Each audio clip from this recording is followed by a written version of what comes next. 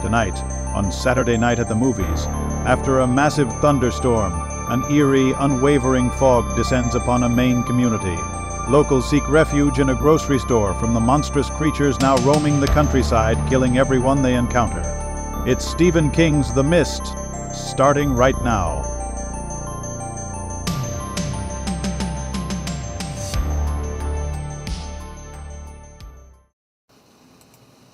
Well, welcome everyone. This is the first time I am hosting Retro Cinema Films with Friends, starring Netters Network and Big Al Presents. Special guest, Deleted Scenes. How's everyone doing tonight? I don't even know how to... First time I'm ever hosting, so I'm just kind of winging it here. Well, help! Troy's taking us hostage. Yes, I'm taking both channels hostage. Yeah. No. Oh, actually, I guess I should probably give the background because maybe there's some people here tonight that hadn't heard. Because of just a little bit of miscommunication and scheduling between Retro Cinema and Big Al Presents, they just said, hey, let's just have Troy host it. And, it'll kind of be, just... get synced back up. Yeah. It's kind of like a leap year. Kind of like a leap year, yeah, exactly. Kind of had to skip a week between us, and ultimately it was my fault because I skipped a weekend and I had so it was mine. I keep insisting it's no more his fault than I actually could take blame for it too for miscommunicating about the anniversary on the Godfather and all this. It's a whole thing. It doesn't really matter. The point is that Big Al was gracious enough to suggest this because he knows I'm trying to grow my channel. I've got a goal of trying to get to 2,000 subscribers by the end of the year and 100 members by the end of the year. And we just figured, something like this, having my channel, although we are kind of simulcasting here, just to make sure everybody who comes and joins us, if you'd please just consider subscribing to my channel if you're not already. I know a lot of you guys are the usual suspects. You guys are always here, and you probably are subscribed to all four of us. But if you're not, please do that right now. It would help us a great deal. If nothing else, it encourages us. And, you want to encourage us, right? We're good people. Mm-hmm. But anyway, you guys know who the regulars are here. Of course, Big Al at Big Al Presents, played by Darth Maul, it looks like. Sam Witwer, who I've been lucky enough to meet a couple times. Very nice. Netter and I did too at because of his appearance in Metropolis, Illinois for the Superman celebration, because you might recall he played I actually don't remember the name of the character that he played, but he was effectively the, in quotes, doomsday of the Smallville universe. But of course we were talking with him about all the geeky stuff because he's like one of us, because I was more familiar with him when I first met him because of Battlestar Galactica. Yeah, he was crashed down. Oh, he was one of the pilots? Yeah, he kind of went crazy on the planet Yeah. Because the other thing he was working on too was the voice of Darth Maul in the cowboy hat guy cartoons. Yeah. And of course, Netter of Netters Network, the love of my life, who is looking pretty out there in her icon.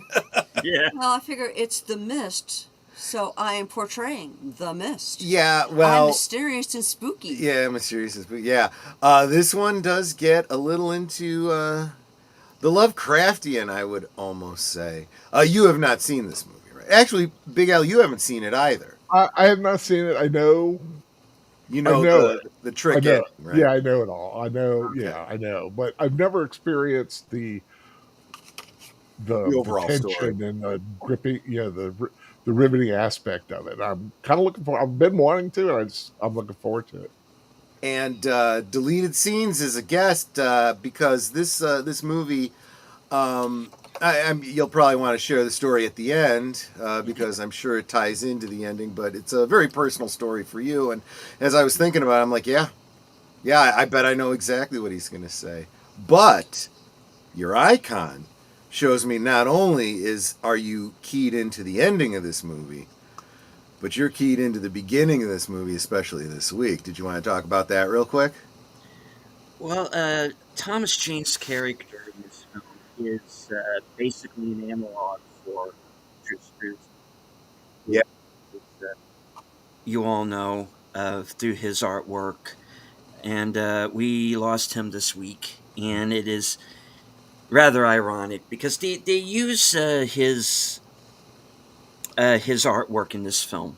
And also the particular piece of art that he's working on, that David is working on at the beginning of the film, is referencing to The Dark Tower. Yep. Which of course is another the Stephen King. Yeah. You guys, I had mentioned previously, I'm going to drop a link. I hope this is going out to all the channels currently streaming right now. There is on YouTube a documentary called Drew, the Man Behind the Poster. Mm-hmm. Definitely worth checking out, where they interview a lot of the people who were the subjects of his work. For example, Michael J. Fawkes, Harrison Ford, a bunch of others I can't even think of off the top of my head. But Big Al, you know who one of the other people is that's interviewed is what's his name? The Star Wars composer. John Williams. John Williams, yes. Which I just thought was ironic because, you know, we were making that comparison. He comes just short of making the comparison himself. But Drew himself and Tom Jane are talking about the experience of working together behind the scenes, you know, separately. They're not in the same room, so they're giving their perspectives. And you know how the editing goes, you know, they cut back and forth leading up to the same thing. And they're both talking about how they got together one day, and Tom Jane said it was learning to be an artist was kind of like, I guess he did a baseball movie, so he had to learn all the basic techniques and stuff and so forth. He said it's not easy, you know. There's a technique that you just, and I'd start trying to do something. He'd go, no, that's all wrong. And he talked to me about how to hold the pencil, and you know, the technique of like already be moving the pencil before you touch the canvas and so on and so forth. And cuts to Drew talking to him about why, you know, you do this, that, and the other, and how. And he's like, yeah, after a couple hours, he really had it. He really looked like he was an artist. He said, and then I saw the movie, and he'd completely forgotten everything I taught him. And I'm like, no. And Tom James is like, yeah, I just felt so bad because it was like everything, you know, and he's like, no, every artist is going to look at this and just, you know, just no. And he's like, no, I blew it. Anyway, for both of their sakes, I would recommend you guys checking that out when you get a chance if you haven't already. Gosh, we're this far in, and we haven't even said hi to all the chat. What I think is interesting is I'm in Cosme right now. Yeah. And I'm looking at your background. And we haven't even said hi to all the chat. What I think is interesting. And yeah, what was that? that was deleted, just went off mute for a second. Okay. We were coming over the airwaves. Well, if you look at the two chairs that are right below the fireplace, yes, the arms together looks like an owl. And that's not what it seems. Let's go ahead and say hi to the chat. Starting with the first person I'm seeing is Connie Cleary saying hello. Birdwoman of YouTube, Fluff Chick Productions. She's going between the channels saying hi to everybody. Of course, the love of my life, who's sitting right across from me, is asking everybody to like, share, subscribe, become a member, leave a comment, gift a membership if you are feeling generous. Please do all those things. This other guy who's in the panel with me, Deleted Scenes, is giving his salute. Welcome, my friend. Let's see here. He also says like, share, subscribe, comment, become a member, gift a membership. Please do that. Tune the news. Hey, y'all. Welcome. Good to see you.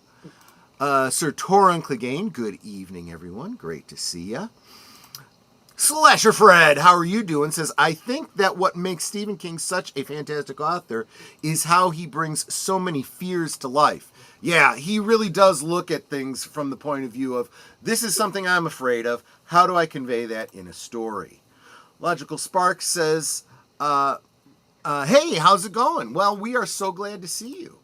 Andrea Black, hey, y'all. She waves to us. Yeah, long time no chat, Logical Spark. Glad you're here. Netter points out that I do have that membership drive. I'm trying to get to 2,000 subscribers and 100 members by the end of the year. And membership is as little as $2 a month. I would greatly appreciate that if you would consider that. But if not, at least subscribe to my channel, please. Slasher Fred says this movie has a lot of similarities to the 80s horror classic The Fog, which also involves a villain lurking inside a dark mist. And of course, John Carpenter directed Christine. I had briefly, as we were talking about this in previous weeks, confused this movie with The Fog. But I have to admit, I don't remember the details of The Fog that well. Then he says, have you guys ever seen the movie Crawling Eye, which is a British B-horror film from the late 50s? I don't think that also involves a creature lurking. Oh, yes. It was on Films with Friends. The Trollenberg Terror. Yeah, we did on Films with Friends on a Friday. Did we? Or a Friday night. Friday night. Oh, it was a Friday night. Okay, so I missed it. I am the 13th child. Welcome. Says like, share, subscribe, comment, become a member. And if you haven't seen the end of this movie, brace yourself. Yeah, we're going to have some things to say about it when we get there. That Dark Tower movie is Idris Elba and Matthew McConaughey. It sucks donkey balls. It's not good. No.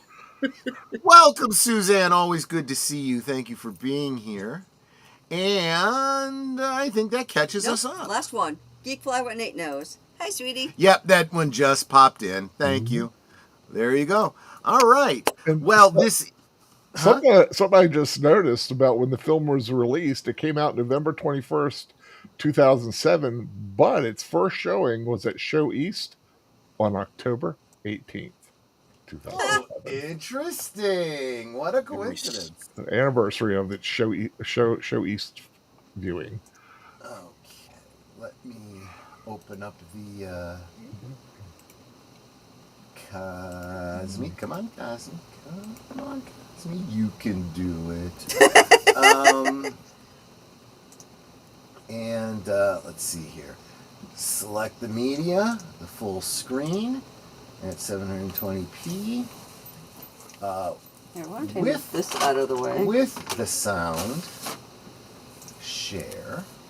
Get a little bit of inception there for a moment.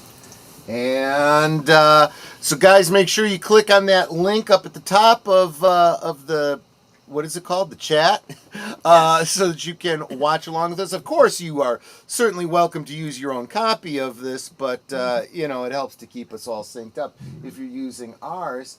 And everyone here in the panel ready? Yep, I've got my couch open. Okay, then we're gonna get going in 5, 4, 3, 2, 1, play. Dimension. Film. Oh, that's spooky, isn't it? And Nate drops Cthulhu in the Cosme. Okay, so basically all of this artwork here is Strussman's. There's the Thing, right? Mm-hmm. I don't know what that one is on the left though. Pan's Labyrinth. Oh, gotcha. That is actually currently my Facebook cover picture. Oh, okay. Is of the I forget what they call it. The fawn. What's that? Is this where he messed up the painting? Well, the way he's holding it. Oh. It is absolutely wrong. It's exactly the way he was told not to hold the paintbrush. The Mist. Slasher Fred says this movie reminds me so much of Alfred Hitchcock's The Birds because of how it involves people trapped in a place with an unpredictable enemy, and of course they begin to turn on each other. Yes, I would say that's a very common theme. Oh, dang. If he had been sitting at his easel, Yes. he would have been hit by whatever that was.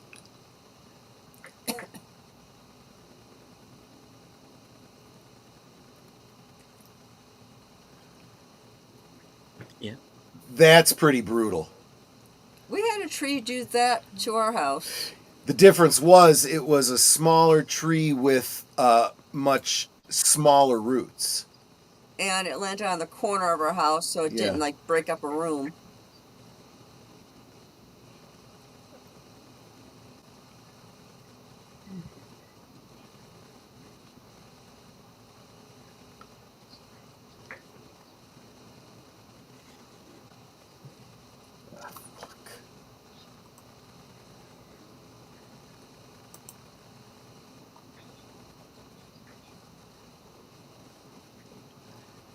It's true. Yeah. This is something that Strussman had talked about for a long time. It's why he ended up retiring. You keep making it man. It's Struzen. I know. Hey, we only just now got him to stop calling Denny Vinny Deneuve, so. Oh, for crying out loud, I can't even get the name of my own Monday night stream right. Wow.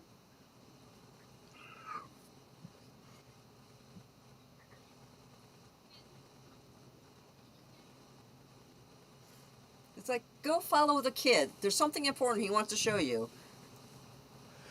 So the item that she's holding in her left hand is a trackball paddle, which any boy of the 70s probably remembers, and hangs on Anakin's wall in The Phantom Menace. Whoa.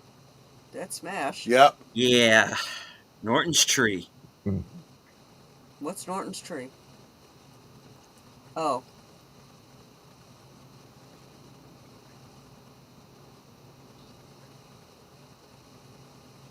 Hopefully you got good insurance. Geek Flag saying when I lived in Brandywine, Maryland, I had a tree crash down on the roof of our house. We were renting. Luckily, it didn't go through the roof. Yeah. Oh, yeah. When Hurricane Hugo happened in '88, we got a tree that went through the ceiling of the kitchen. It's like spear straight down. I remember we were having an ice storm once, and I was talking to my girlfriend, and so I suddenly hear her scream. Yeah. And I'm like, hello. And about 5 minutes, and for 5 minutes, there's nothing. So I'm starting to freak out. Then she gets on hysterically laughing. She's like, a tree fell on the roof and it freaked her out. It didn't hurt any because where she lived was made of cinder block. But she was hysterical laughing because she was freaked out. Oh, Andre Brower, rest in peace. Yeah. Would not have been my first choice for Norton, but... Okay, I don't understand why they need to trade insurance information. He should just be getting the information from the one guy. Because it's through the insurance companies that the transaction is handled.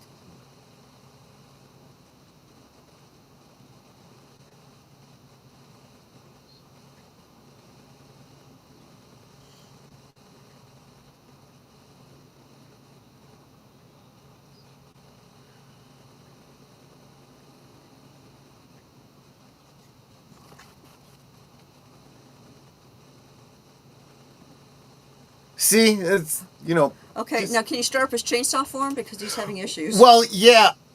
Do you know anything about chainsaws?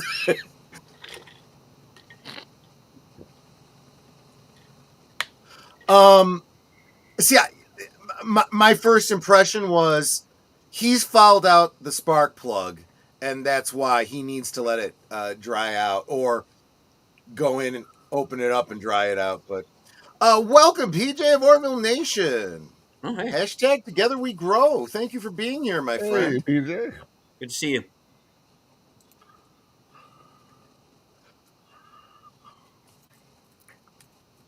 So I'm taking it, Deleted, you've read the story? Or you've read I the have. book? Yes. Okay. I should point out to those that haven't seen this before, those military trucks going by, pretty important foreshadowing. Yes. Well, I would, if I saw that, I'd be like, okay, what the heck is happening that the military is coming into our town? Right. Oh, and hello, Clue Studio. Hey, Clue.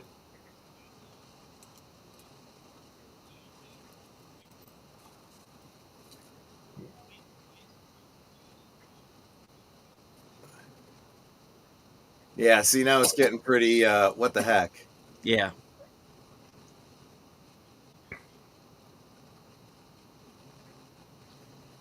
Yeah, that would concern me, let's be honest. The character of Mrs. Carmody has many similarities to Margaret White from Carrie, who being God-fearing zealot, and of course John Travolta's late wife Kelly Preston was interesting. Oh yeah, that's right. Yeah.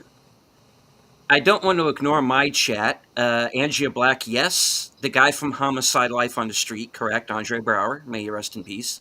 Absolutely. And hello to PCM with Gary and Keith. Welcome, welcome. Tried swiping left, still ended up here. Well, as long as you're here, we ask you to hit the subscribe button for everyone here. We're hoping to see you around again. Andrea Black points out guy from Homicide: Life in the Streets and Law and Order. That's correct. Yeah. Mm-hmm. And that is the evil German scientist from the Marvel Universe. Yep. Toby Jones. This is the first movie I remember seeing him in. I can't say what the first thing is I saw him in, because I've seen him in so many things. He's one of those actors. It's like, I know that guy. He's from like everything. Yeah. Didn't he pop up in Doctor Who? In what? Doctor Who. Yeah, wasn't he the one that was a lot of fans thought was the yeah. He was possible the future Valyard. Doctor. Yeah, the Valyard. Yeah. Or something. I'm not sure I necessarily buy that fan theory, but I understand why they say that. He's only getting like 2 cans of each thing he's getting, and it's like, I don't that's think not really stocking up. He's not really he only thinks he's got to stock up for a couple days. Hello to the Horror King. Here's your boy, Al. Yep. And the guy who's to his left, our right, was Morales on Walking Dead. And there's a number of Walking Dead cast members in this film. She is too, and so is. Yep. Well, we'll get to it. Well, yeah, we'll get to everybody. Welcome, the Horror King.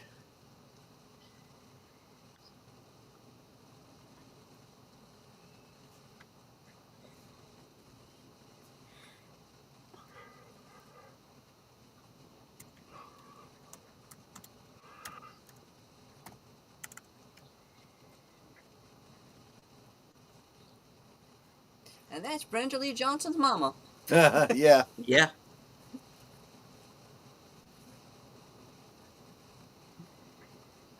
Hey. Oh, Laurie Holden. Yeah. I knew the X-Files had something to do with it. Yeah, right?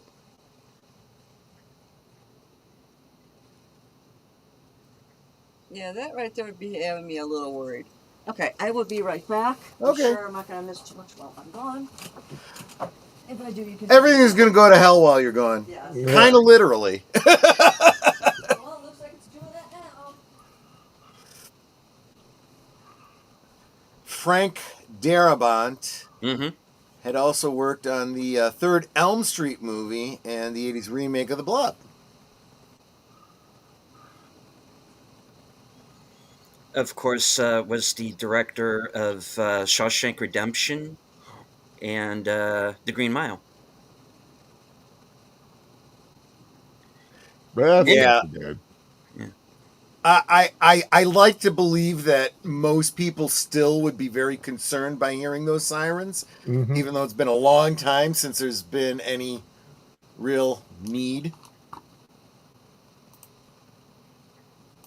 There's what's his name also from the Living Dead, Jeffrey Walking DeMunn. Dead. Yeah. Yeah. And was also in the other movies you mentioned, Shawshank and The Blob, and yeah. He's kind of a Frank Darabont mainstay.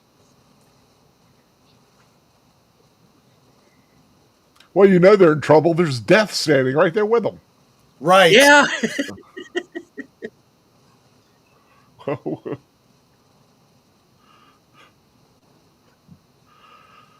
It's a good way to get dead. Toodle. Yeah, you know,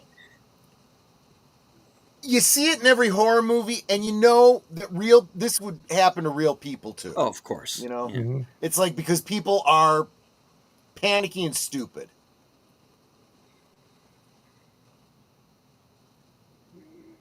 He tried to warn you.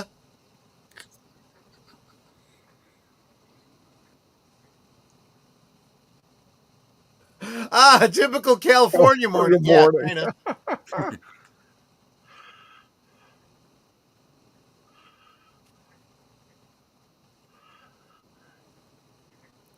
Of course, you know you understand why people would make that. You think what is the most likely reason for this? Yeah. Is it Marsha Gay Hard? Yep. Wow, this has got a lot of people in it. So I did see an analysis on this, and I wasn't buying what they were saying, but the more I thought about it, the more I think there's something in this. The religious zealot does come off as the dark villainous character, kind of like in Carrie. Mm-hmm.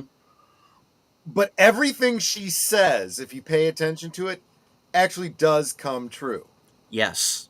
And it turns out she's right. Yeah.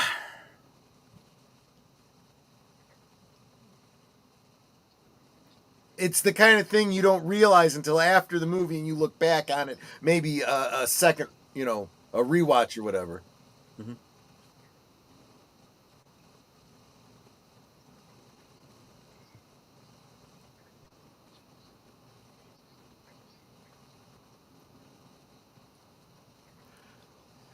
Yeah. Melissa McBride, of course. It's like Yep. everybody from The Walking Dead is in this movie almost.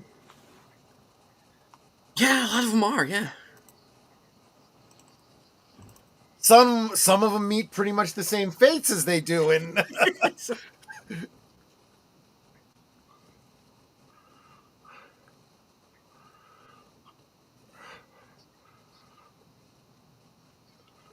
See, this is where someone says this Walking Dead prequel is weird. Yeah. Yes, it is. Yes. We've been here before.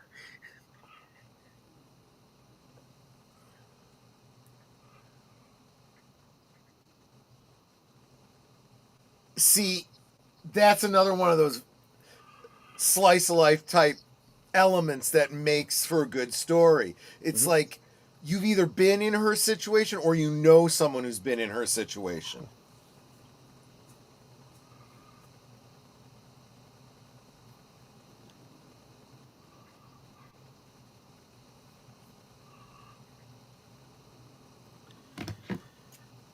Guys, can we get Norman Reedus over here? Yeah, get the Yeah, right. Exactly. maybe like a tank Danny or Berry Sports something. Highlights. Hello. Welcome, Daniel Berry. Good to see you, my friend. Danny. And Slasher Fred says Frank Darabont once wrote the screenplay for the Tales from the Crypt episode, The Ventriloquist Dummy. Oh, and William Sadler appeared in the first episode of The Man Who Was Death. Yes, he did. Yeah.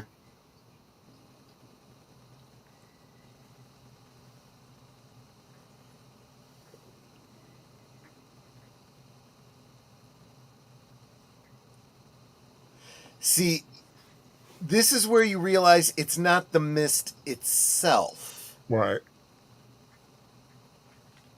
It's what's in the mist. Right, exactly. Mm-hmm. Which is just like in the Why- Fawn, you know. Yeah. Or pirates. Or What fire is- ghosts. Yeah. What is scary about mist and fog? Not the things themselves, but what they obscure. Yeah. It's why the dark is scary. You don't see what's in the dark. And your mind assumes things that the worst case scenario, anything you can imagine. That's why I keep my TV on, and why I keep a light over the stove on.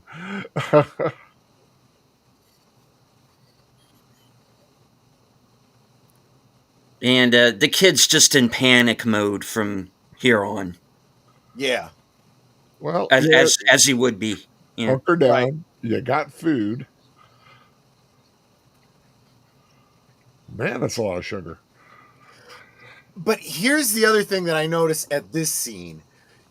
By looking up to the front and looking at the ceiling, you get the idea of what kind of a building this is.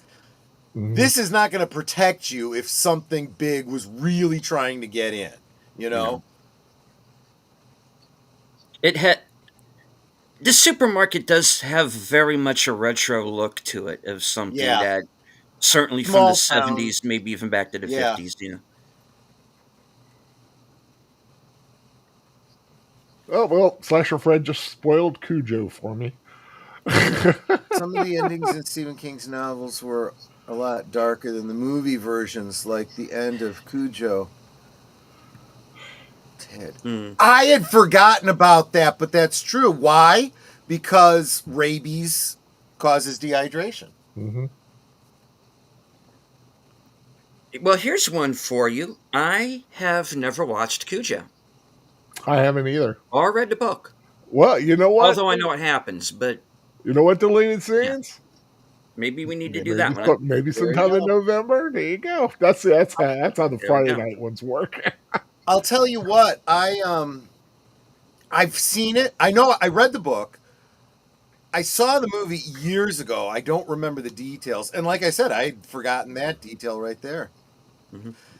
The original Creep Show was Stephen King's own take on the original, EC Comics. Yeah.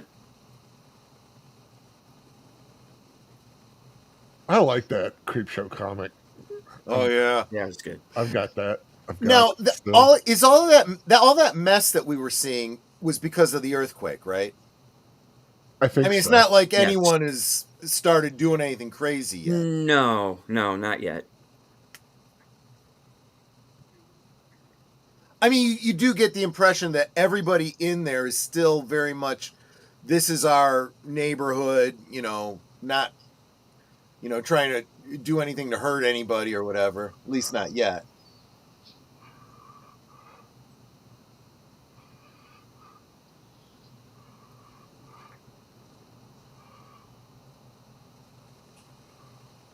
The generator overheating. Oof! Oh, I felt that! Damn it! Ouch! Son of a... There's It's no way that wasn't real. Ow! I hope it was set up beforehand because, damn, this guy might not last a shoot. Damn!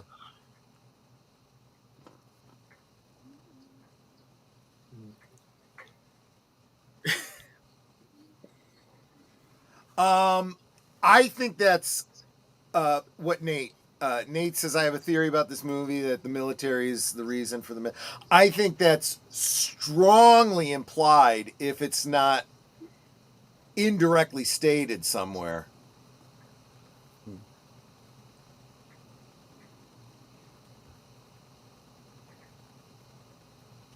Again, this is one of those movies that is told, and as it usually is with Stephen King, it's told from the point of the view of the regular person experiencing these things. We don't get all of the background, and in most of these kinds of ambient stories.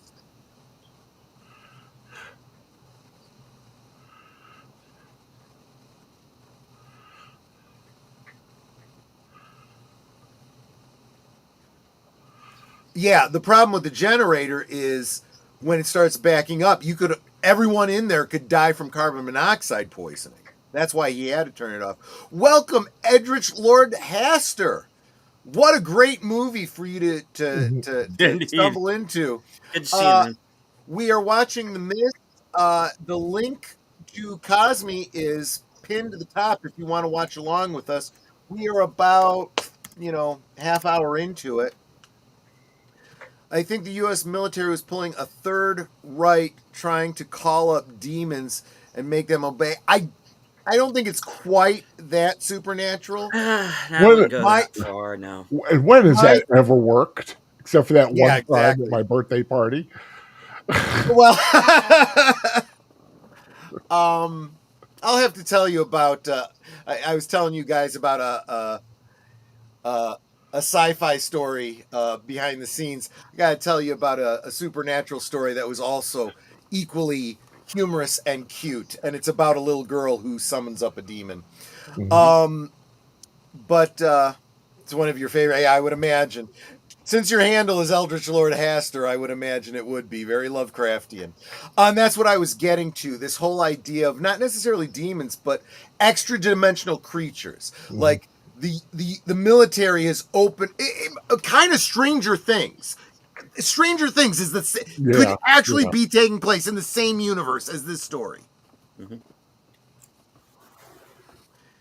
And welcome, Sergeant Giratina. Good to see you. Hey, good to see you, Sarge. And just want to throw out the plea to everybody, please, that's stopping in, hanging out with us. We love having you here. Please hit the subscribe button on everybody here in the panel and to each other, please, because #Together We Grow. Eldritch Lord Haster said Stephen King himself said the ending of this movie is better than his own. Well, yeah, we'll get to that a little bit more detail when we get to the ending. Yeah, this is one of the few. Because I've had a love-hate relationship with film adaptations of his work. Some are better than his books. Some are absolutely not.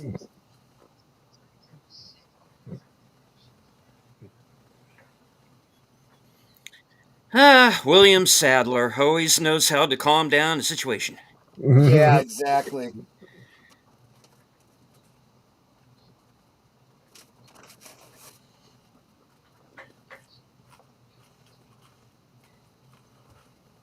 That's a kid from American Pie, or one of them.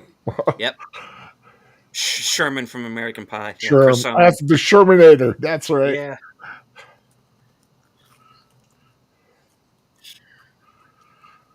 Well, that's not smart. Is he going to be Shermanated? Stay tuned.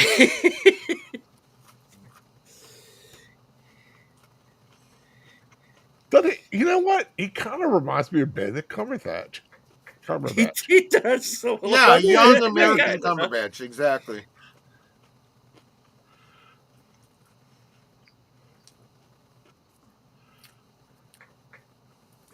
See, you don't want to make those kind of comments and laugh about them in a movie like this. No. You were not into Boogeyman. That was David Desmalchian. Oh, jeez. Yeah. You're about to find out. Oh. UFA, now you're going to FO. Yeah.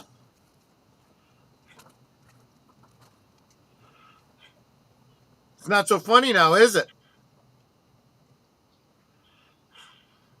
Who's the pussy now? Which, of course, elicits the whole tentacle thing, and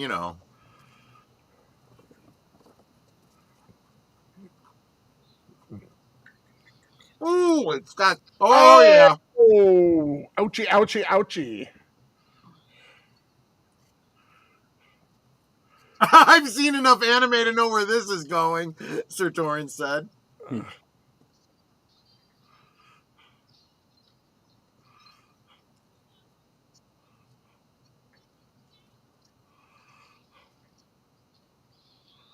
Oh, no! Oh, Bong. oh.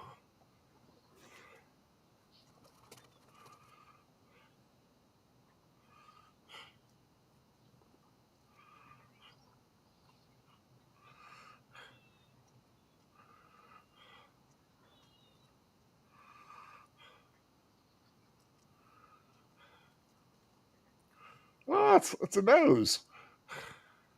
It's like, what is this? What is this? Is this something I want? Oh, dog food.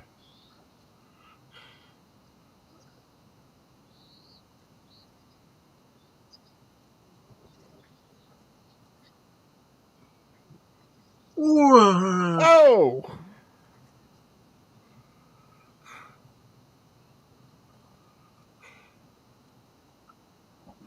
That's the part you want to chop, ding dong. Why did you drop the axe? What's wrong with you? yeah, he's dead. All gone. All gone, dead boy. Shermanated. Now people may be going to start having a little bit more respect for what's going on here.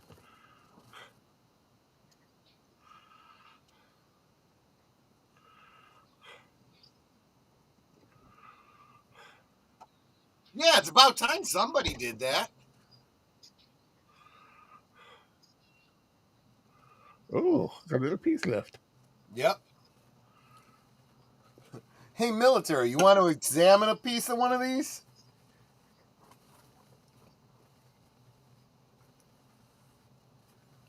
Oh, I just realized that I must have hit the, there we go. I'm sorry for being a dumbass. This Punisher origin story is weird. Ah, yeah.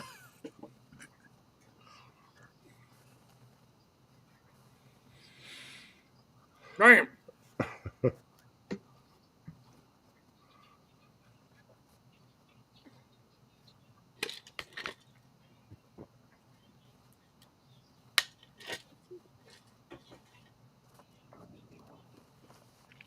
Yeah, I don't blame him. He is not out of line there.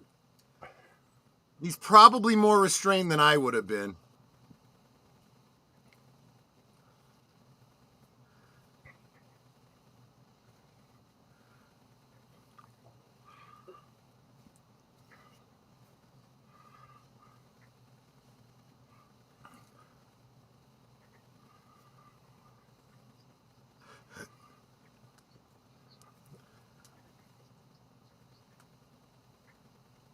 It's gone, McCready.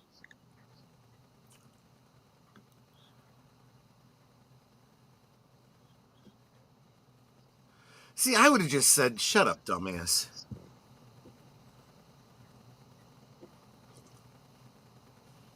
Don't say sorry to me. Go say sorry to the kid and his family.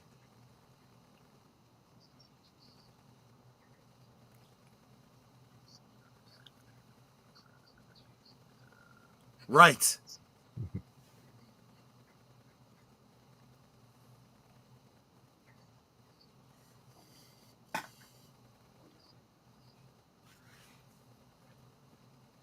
Hey, Darth Haster, good to see you got into the Cosme. Good. Save that link because we do a movie every Saturday night. And let's see. Sir Torn, it just wants dog food. Let's get out of the way and let him have it. Well, it obviously is looking for food, and it sees them as food. Well, it definitely does now. Yeah. Exactly.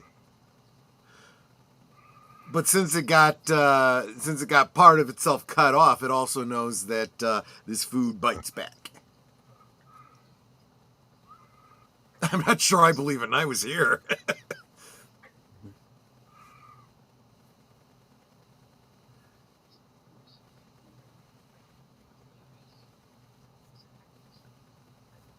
Well, we're here to tell you to stay inside and don't put your limbs outside the store. If you don't believe me, go right ahead. See what happens to you.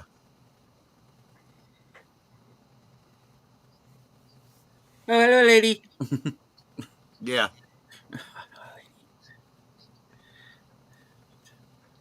Yeah, you don't want to know.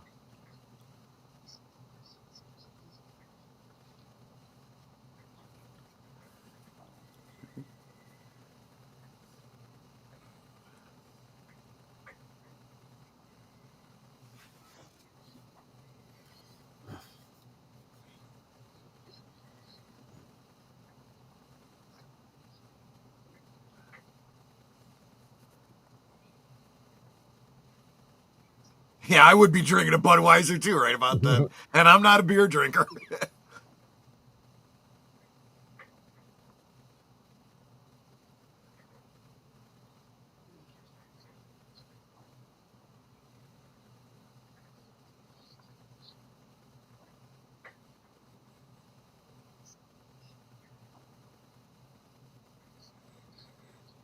Exactly.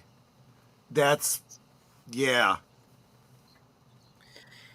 Yeah, and spoiler alert, that will be an issue. Yeah.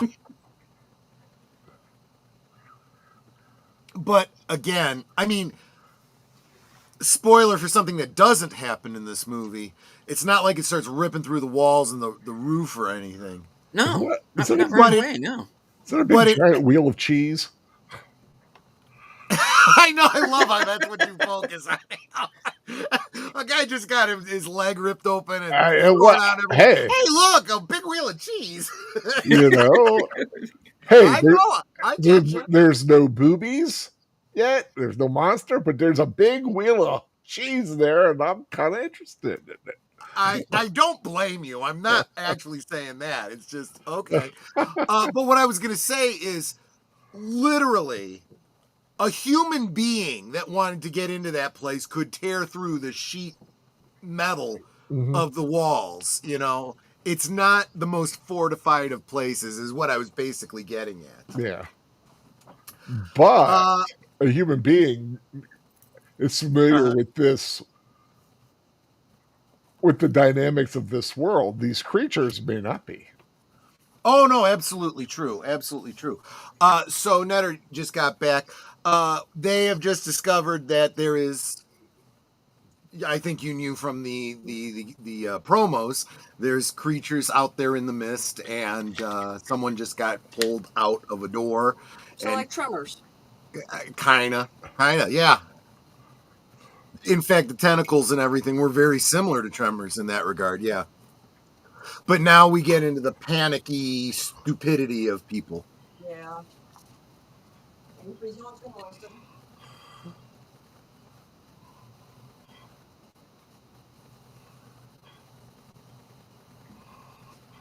No, because every time out-of-towners show up in my town, they vandalize the damn place. Well, good point, yeah. Do you need another drink, sweetie? I just got one. But I wouldn't mind some chocolate. Okay. You surprised me.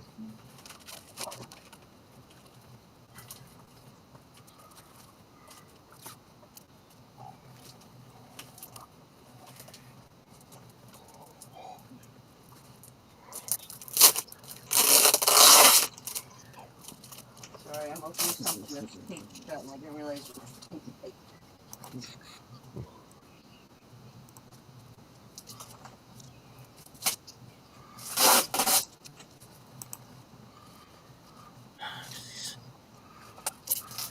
Yeah.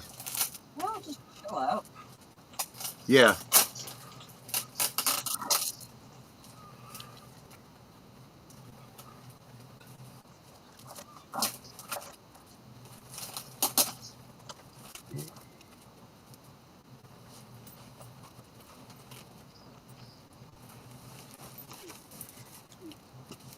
I don't care at this point. Yeah, we're kind of beyond that right now. Right? Look up and listen. I love that. Yeah.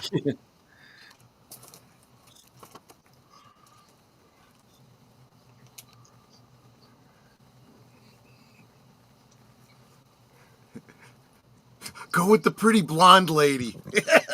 That's always a good strategy. Yeah, especially if the pretty blonde lady's me, because I'll kick butt and take names. That's true. Sure knows I will. Yep.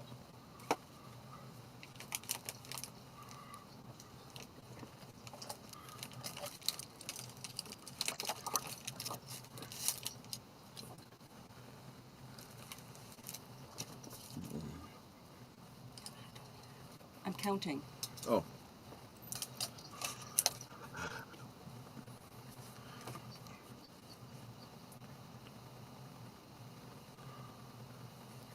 Days since last accident, 0. Yeah, exactly. Show the tentacle.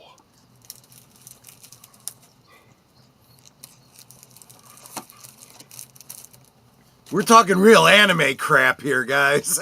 You mean Cthulhu? Kinda. Actually, that's pretty solid on it, yeah.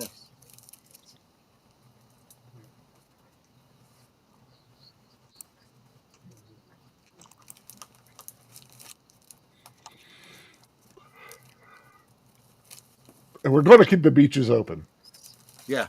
Yeah, keep the beaches open. Right. See, and I honestly believe that there'd be someone in a crowd like that that would start quoting scenes like that from movies and say, yeah, you know, you just feel free to move the headstones and don't bother moving the bodies and keep the beaches open, you know? Ooh, still got No some problem. Oh, yeah. Oh, well, yeah. It's Oh. gone now, but But he saw it. Ew, that's even more gross than the tentacle itself. ladies and gentlemen, I shit 'em. You think, Denozo. I like how he put that. Appears we have a problem of some magnitude here. Because up till now, what we've had was a failure to communicate. I think they've gotten their point across. Not the dog food. They'll come for that first. I was just going to say, they're coming for the dog food. Don't put that in the window.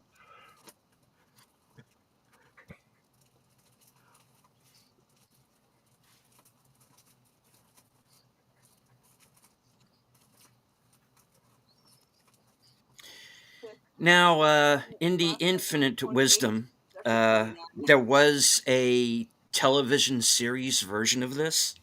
Uh-huh. Mrs. Carmody dies first. Oh. And then I switched off the show, and I didn't Yeah. watch it any farther. Because you knew that the people that adapted it had absolutely zero clue what the movie was really about. No. Yeah, I was talking about that today with Soundtracks from Birdman. He was asking me, it's like, which one are you watching? It's like, I think there's only the one movie, but I think there was a TV show. Mm-hmm. So I'm thinking it was like a limited run, like just a miniseries kind of thing. Yeah. Yeah.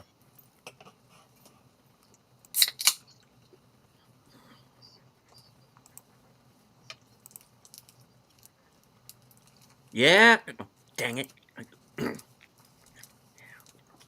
So, Darth Haster is saying this woman is Delulu. Them crazy eyes, batshit crazy. We were just talking about the fact, though, that if you think this through, you go back and watch it again, you realize everything she said was right. Mm-hmm. They portray her as delusional, and yet she's the one who's right, and everything she predicts She's comes a log true. lady. Kind of like the log lady, yeah. Well, kind of like a Karen version of the log lady, yes.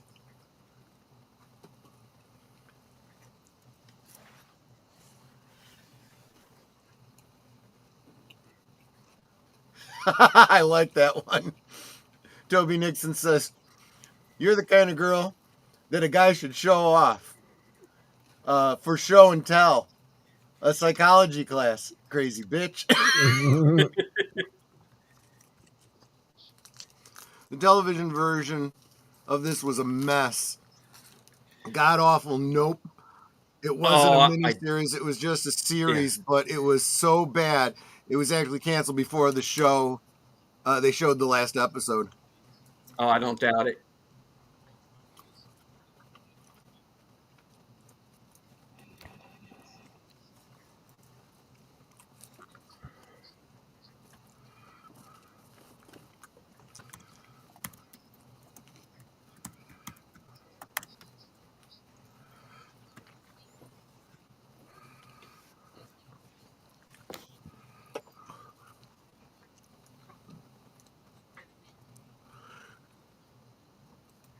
She's, like I said, not wrong, as it turns out. Dark Woods Presents. Hello. Hello. Yep. Good to see you. Darkwoods. We are about 45 minutes into The Mist. Oh, God, I don't like the sound of that at all. But if you want to watch along with us, the link is at the top of the chat. Come join us. If anybody is having any... oh, okay. I was just about to say, if anybody's having any buffering issues, might want to refresh. Yeah, and exactly. And for anybody who's listening on my channel, if there are any audio issues, please let me know. Yeah. Because we had some last night. So they're showing up the windows to keep the critters out? Right, because they just pointed out, you know, they almost got in through the loading dock, and the front is just plate glass.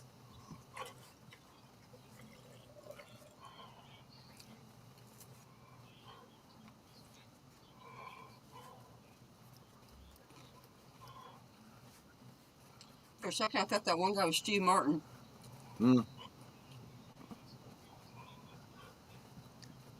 Right, Control R is a refresh. Don't make the Punisher come out. Yeah. Oh, yeah.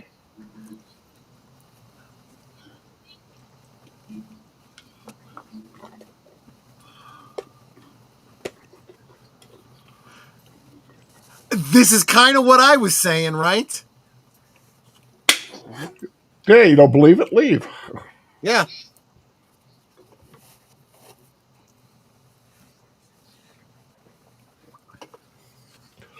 Sophia! Somebody had to do it. I'd be like, don't touch my child. Okay, let's say something. Who the heck is Sophia? The Walking Dead reference. Yeah. Oh. Because most of the people in this are from, well, at least the first season of Walking Dead. Oh. She is. He is. Isn't the one preaching at the sheriff's wife? Oh, that I don't even remember. No, she's not in this.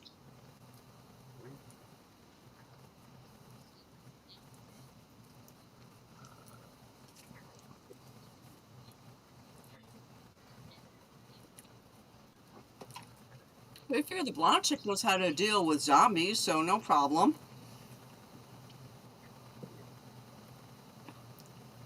And we got the Punisher here. He can jerry-rig bombs out of, like ant spray and cucumbers or something.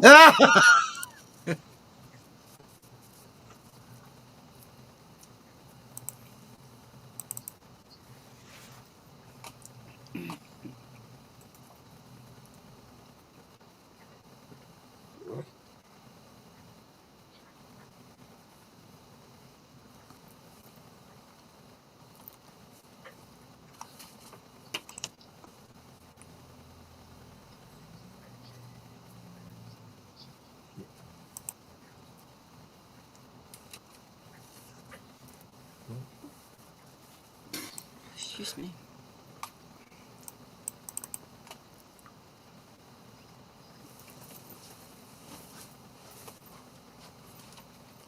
This needs to be cold.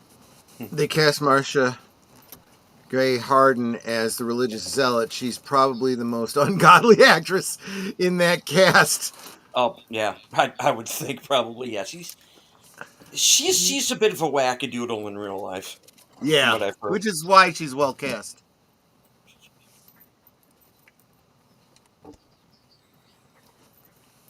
I mean, he kind of cuts right through it. Yeah.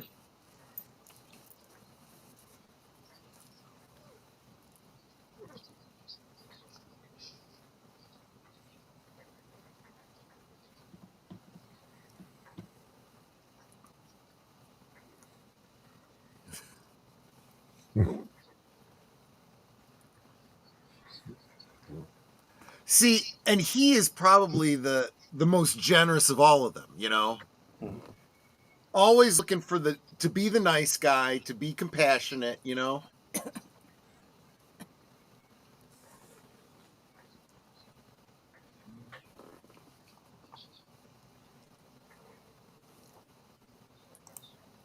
All right, now your wife's all alone, having to deal with this stuff by herself.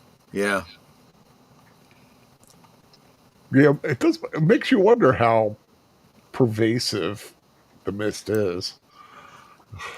The impression that I got, and Deleted, tell me if you have a different perspective, that it happened nearby, you know, the military base, and literally the mist is spreading out from there. That's correct, yes. Oh, it's a military base. Okay.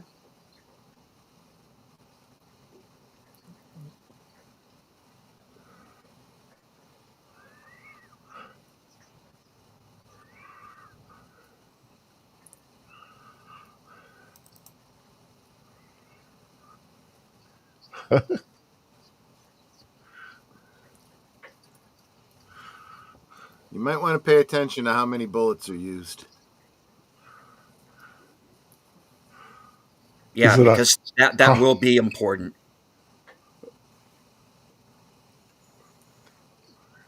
I mean, this is the benefit of watching a movie like this with people who've seen it but aren't like spoiling the big points. You can catch stuff that you wouldn't otherwise catch, you know. And I like when he says, "I can." His eyebrow goes up like, yeah, I'm the man here.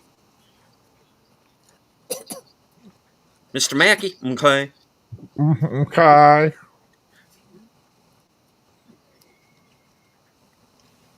Let him leave. Let him leave.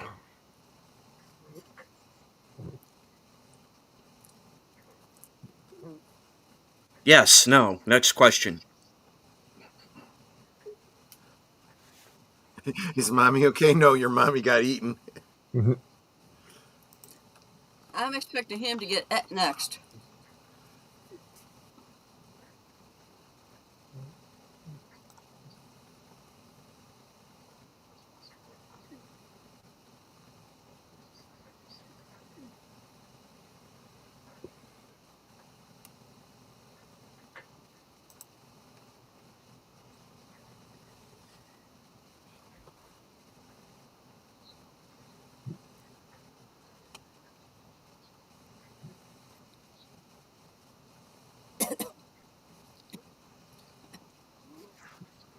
Yeah, I do apologize about the Cosme thing. I am looking into other options going forward. Was there having issues tonight? Everybody's freezing up, including me. I've been having the same problem everyone else is. That's not nice. Yeah. Oh yeah, he came prepared. This actor, the guy's playing the bikers, Brian Libby, and he's another one of kind of Frank Darabont's kind of go-to actors. And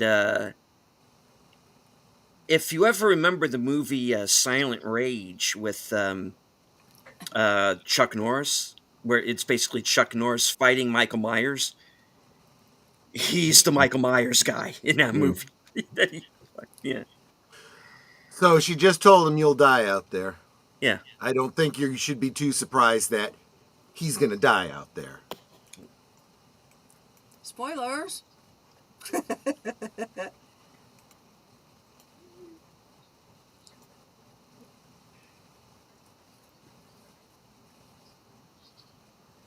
And that's basically my point of view. You know, Yeah, I exactly. don't think it's all as Old Testament as some people might think. Well, but she made an excellent point, right? He's saying, I don't believe, your Old Testament God. So And she's bunch like, of yeah, them are but going out there. we're talking about the devil here. Yeah, in the book, the people who go out with Norton are referred to as the flat earthers.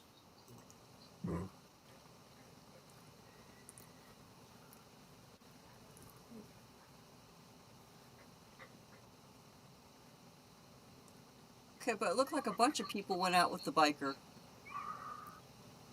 Well, I think Yeah. the biker went out for a purpose. He, The others left. yeah. I couldn't hear a word you said, Al. You're all muffled. Oh, can you hear me?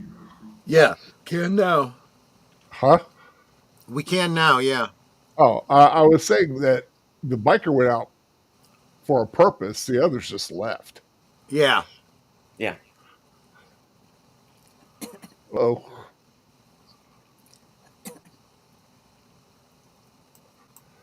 Well, that's what you think. Shadow on gloves. Oh, here we go. Sternhagen for the win. Oh. I hope they tied it to something. Well, they're just holding on. Well, that was not smart.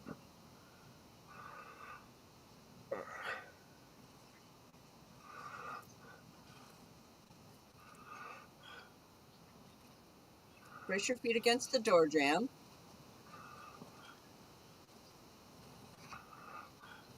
It's going up. Yeah.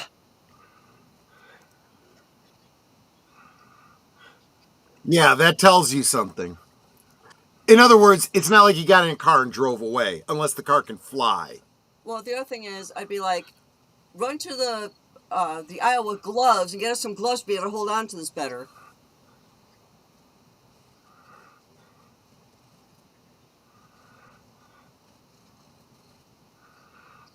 Okay, time to drop it.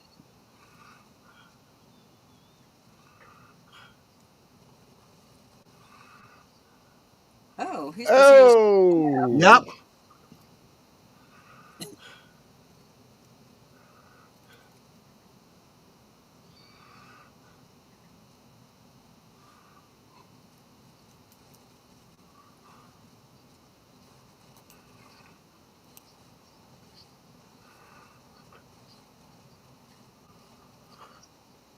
He already saw. He knew.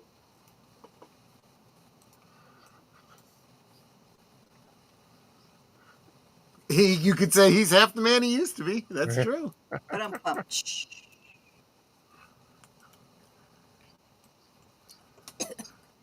I mean, it's a great way to lose weight.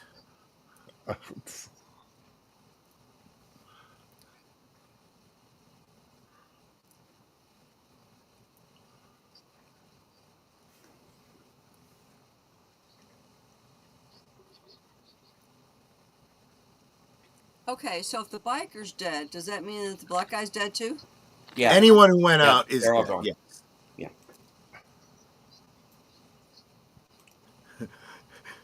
Toby says, sounds like a them problem. Yeah.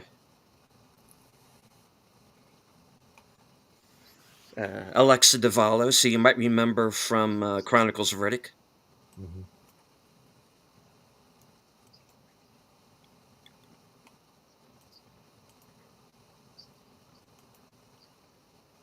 For now. Depends on how far it spreads, right? And where they're at to begin with. I was thinking the same thing. Well, they're probably East Coast, probably, I don't know, somewhere I- around Derry. I always assume they're in Maine. Yeah, exactly. We're in Maine. What about the Dark Tower? They're in Maine. Yeah, Doesn't exactly. matter.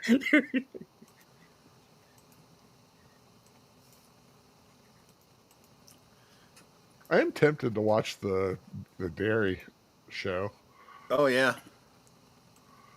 Yeah, I'm thinking about maybe reviewing it. Why does she look so young? Well, I guess the movie was. Yeah. Yeah, this goes back a ways now, don't it?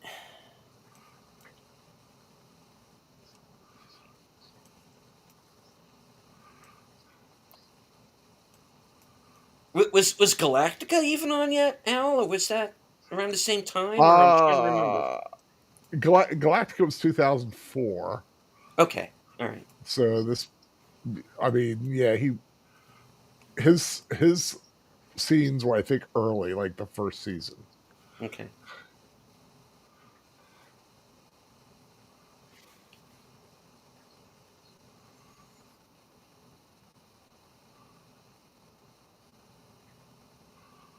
I got to get my head around how far back to Galactica goes already. Well, the original series was 78. Oh, here we go. That, but yeah.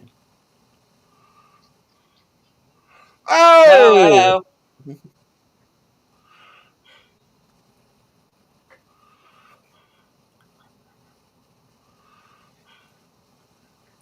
That is what you call a big bug. It wants the chicken. They got a KFC in that store? That looks like a dragonfly. Kinda. Sorta, kinda. Almost as big as a dragon. Yeah. Dragon. Damn it.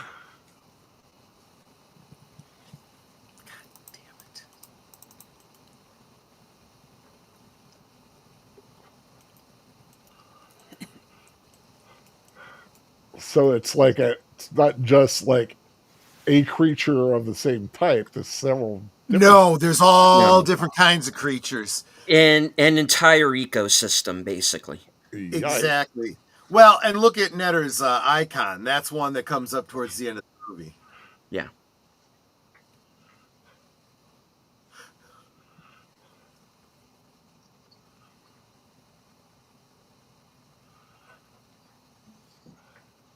Which is a nice touch because at this point, even Carmody's like, whoa.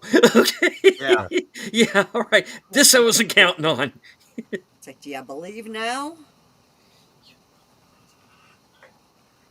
I'm not sure that's so wise. Wouldn't that attract them? Yeah. Well, you never know. Well, they're Because trying bugs to- are attracted to light. Yeah. Yes, we were talking about that. That's a lot of Walking Dead actors. Yeah. Pretty soon they'll be Driving Dead actors. No, you haven't seen the last scene of the movie, so. Whoa! Yep. Get these light out of bastards. the window, dumbasses.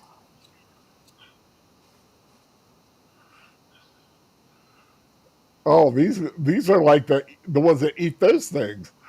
Right. Turn off the Yeah, light. why are they turning on more lights?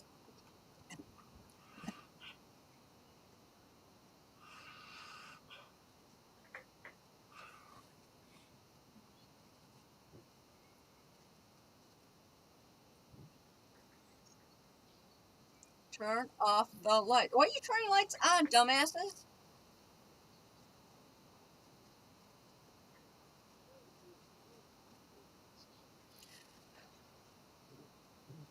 Turn off the lights.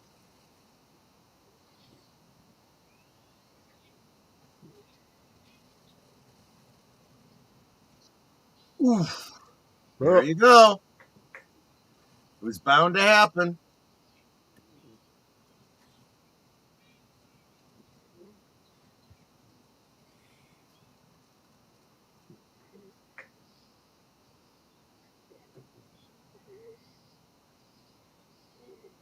I mean, Nice.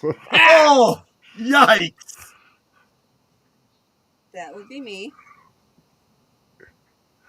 Like, You know what Point, be- Andrea. Uh-oh. Oh, Oh, crap. no, not the pretty girl. Oh, pretty much everybody. You know what would be handy here would be a couple of tennis rackets. is that her Right. boyfriend or something? Swing. Potential boyfriend, but that ain't gonna go nowhere.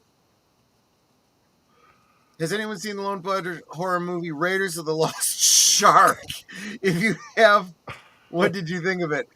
Big Al, have you seen Raiders of the Lost Shark? No, I have not. I'm definitely going to have to look it up.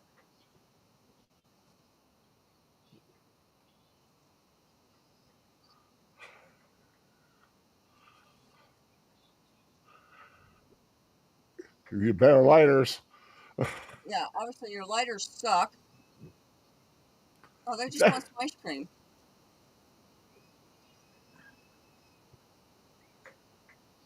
Yeah, get the big one.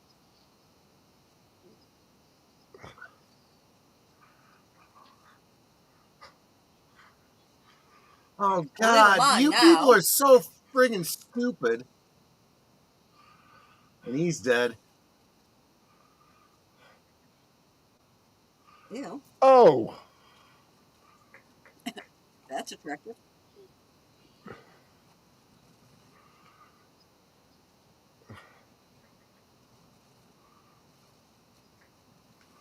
Ugh. Yeah.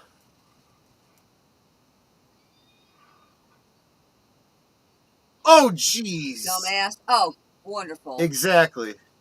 Stop, drop, and roll. Didn't they ever teach you that in school? This is where people get stupid.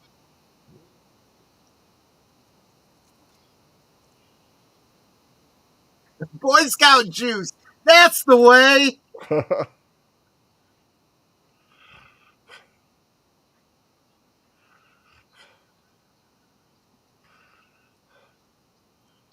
Damn, missed him. Oof.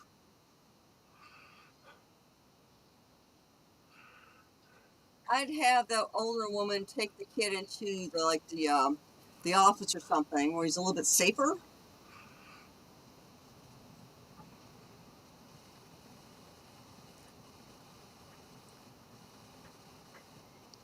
Knock it off. If she gets stung, she's dead. That's why you grab the tail and then They swing won't the tail kill away from her, you. Netter. That's the point. It leaves her alone. Oh, because she's a believer. Because I'm a believer. Yeah, exactly. Well, or it could have just saw her face. Oh, there it could be that too. Yeah, exactly. Okay, you know, the free samples are one per customer. The other thing that gets me is, well, it's a good shot. Oh, man. Did he get the cheese? Possibly, yeah. Did you notice it had 4 wings? I'm trying to figure out how the aerodynamics work on that. Well, just like a dragonfly has 4 wings, doesn't it? Oh, that's right. One pair is set behind the other, so it might work the same way. Yeah.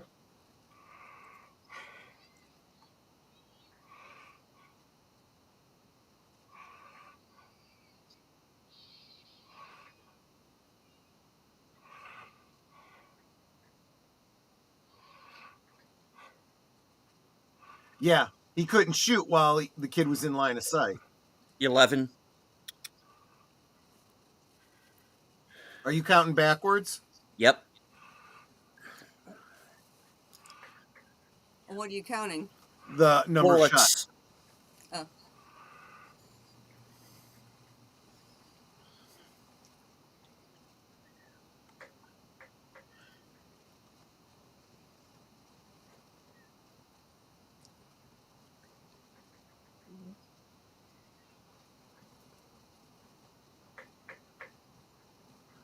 That looks just terrible.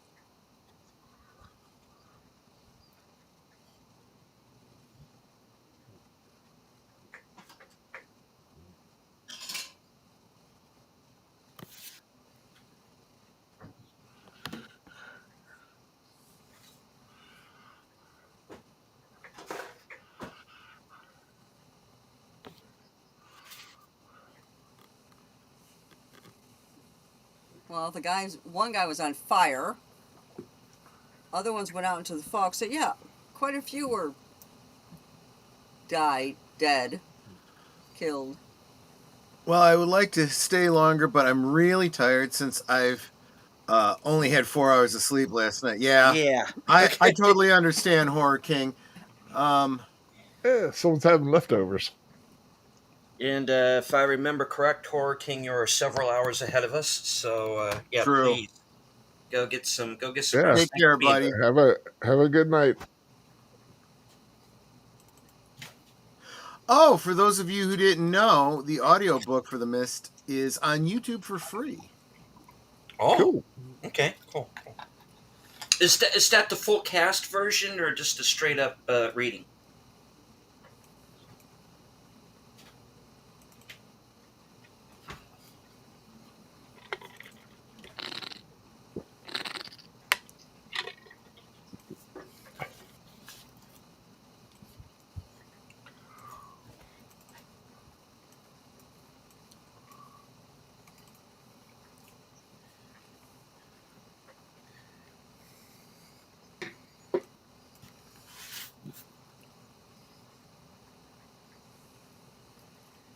Hey, phew.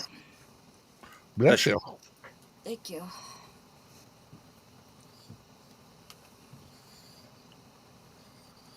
Just one of those moments that makes you want to see all of these characters in a much nicer movie. I know, right? All you got to worry about is maybe Mrs. Carmody will say something goofy, and everybody will have a Right. laugh. And Ooh, beef shoulder roast, $1.99. I know, right?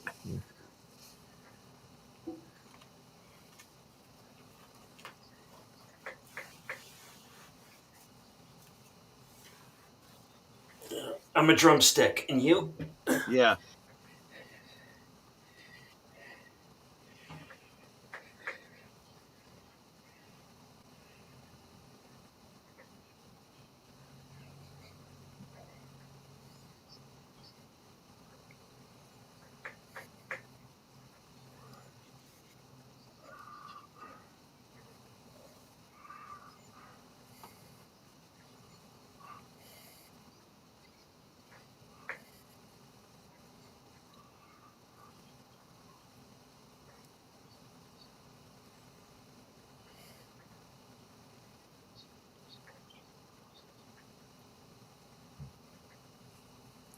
Well, if there's a store, maybe they have a pharmacy. Geek Flag with Nate Mills dropped That's $2 to say bless you, Netter. Oh, thank you, Nate. I appreciate that.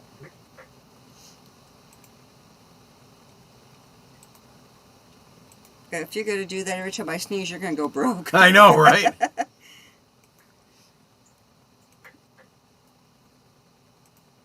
yeah. This is a change from the book. Yeah.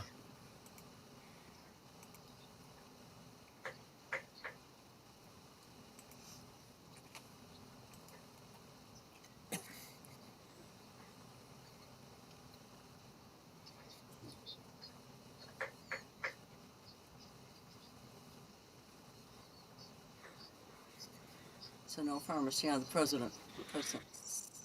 Next door. Yeah.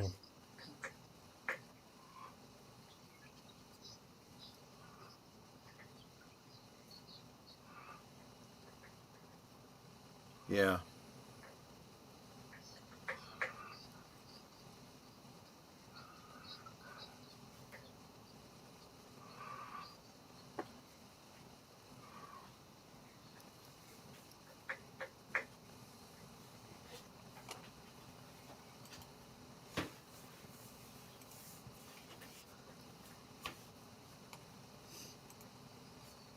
Yeah, you're going to have to hire a new babysitter, David.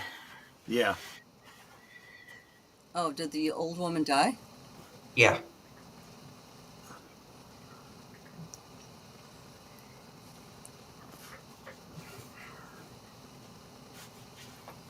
I figure any dead ones, put them outside so the things can take them away. Oh, she passed in her sleep? She No, she put herself to sleep. Yeah. Oh.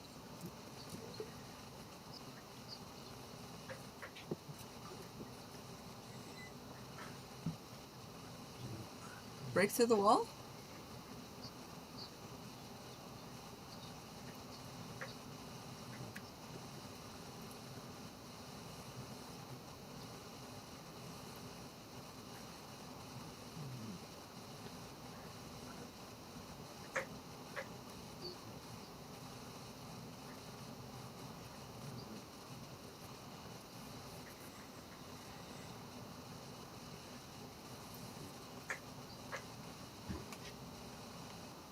True. I don't know if any of you had read this comment. Horking says, for those of you who don't know, the audiobook for The Mist is on YouTube for free. Okay. Yep. Yep.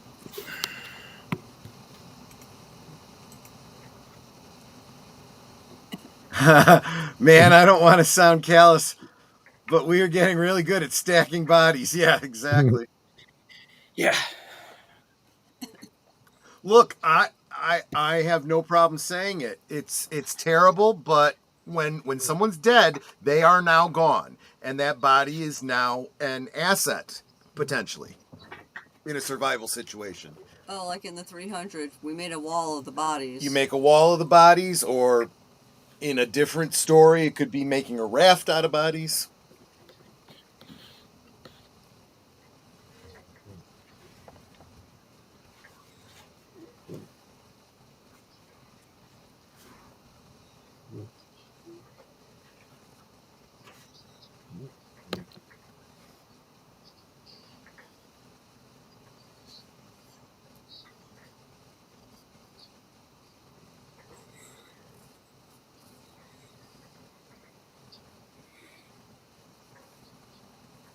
Yep. And you're going to get them killed.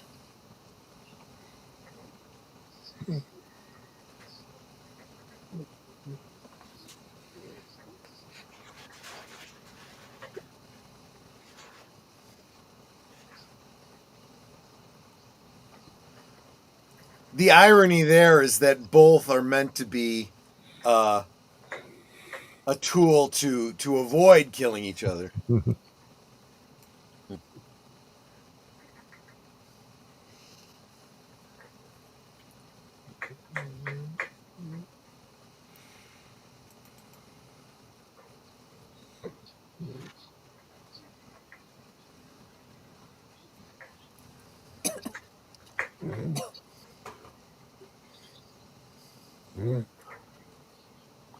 He's got to survive. He's the hero.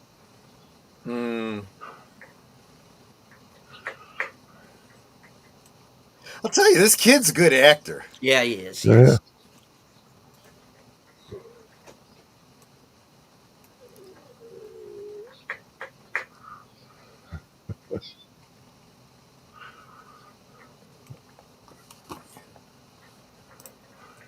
I missed that comment.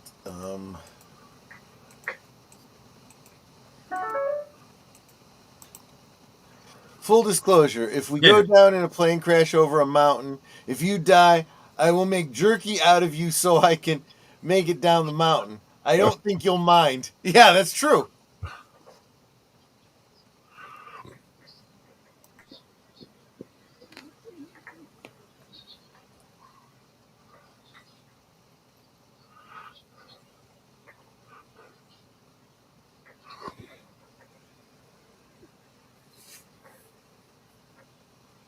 The kid's like, I didn't sign up for this. No, he didn't.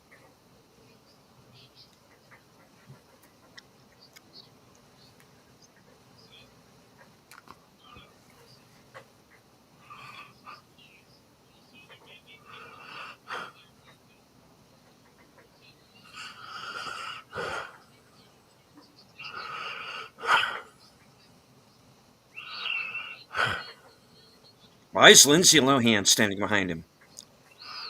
Yeah.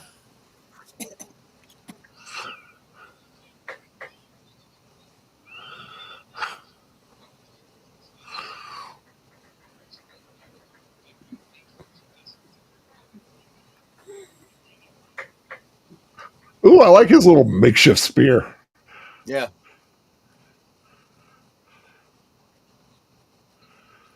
It's basically a glaive.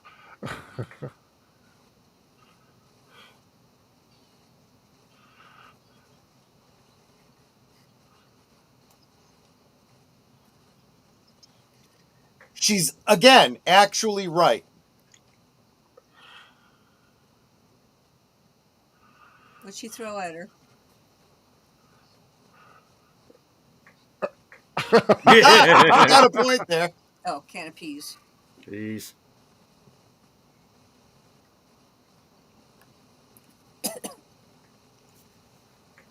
Yeah, I'm fine. I got nothing to live for.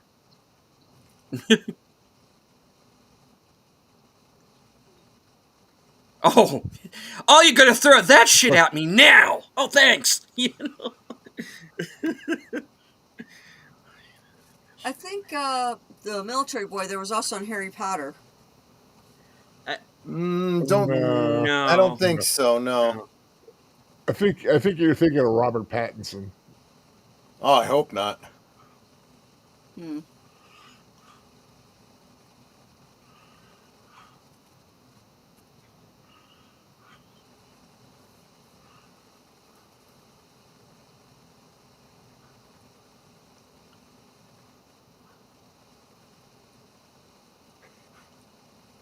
Remember, the kid with the glaive is the one she said was going to die. Oh, Welcome, F. Wood. Well, if you join us in the Cosme link at the top of the chat, you'll be synced up with us by default. And please hit that like and subscribe while you're here.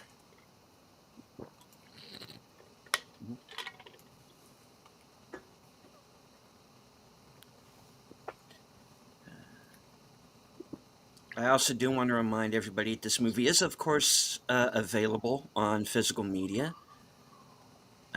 So if you're watching later on, if you have your own copy, you can certainly sync up with us. I'm sure one of the streamers has got to have this somewhere. So yeah, well, hold on to that link that's at the top of the chat, F. Wood, because we do this every week on Saturday night. Yeah, we switch off between Big Al's channel and my channel normally. This is a special night where it's on Troy's channel. And yours, and Steven's. And Steven's, and yeah. And I'm sorry, Al, again. I will figure out what I have to do to get it on yours next time. Ah! it's also on if you have Peacock, Hulu, Sling TV, buy a subscription. Amazon Prime, buy a subscription. Lots of subscription. Fandango at home has a pretty wide library. I got to think it's there.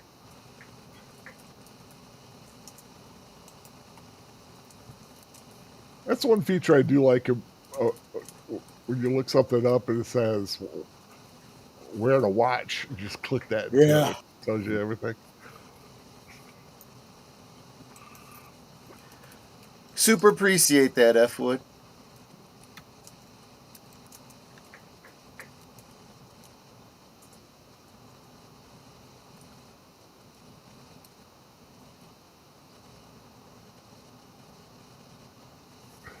Take it all.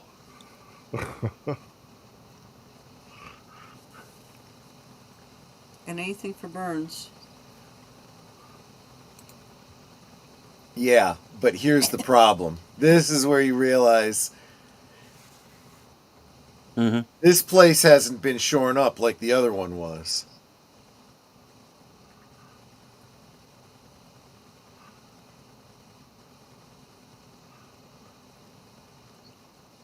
Yeah, this is where it gets nasty. Oh, this part? Lady Mist says fades back into the mist.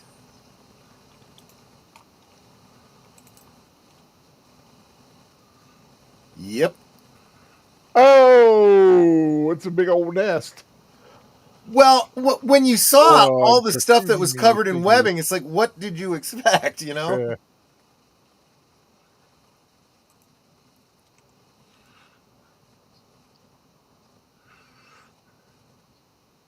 Ow! Oh, dude, I dig it. I dig it, Yep. F. Wood. Oh, that's the neighbor, isn't it? The MP. Yep.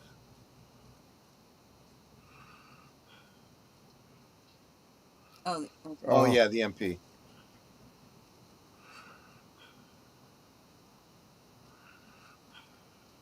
Yeah, understood. See, and that's the indicator about it being it's all our fault, you know?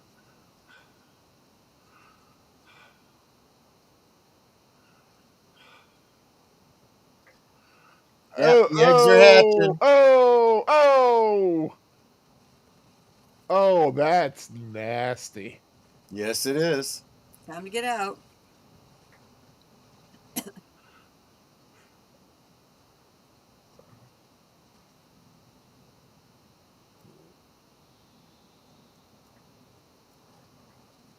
Nine. Is that right? 9? 9. Ooh, Ooh. the Yep. webbing is acidic. Yep. Just get out of there.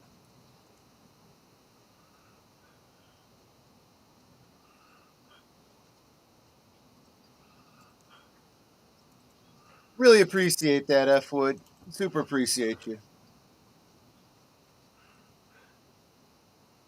Well, he just lost his. Ooh, that's a strong acid. He lost his axe.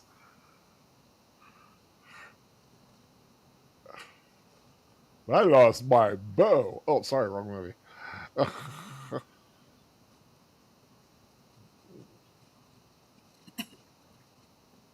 What the fuck was that? Yeah, exactly.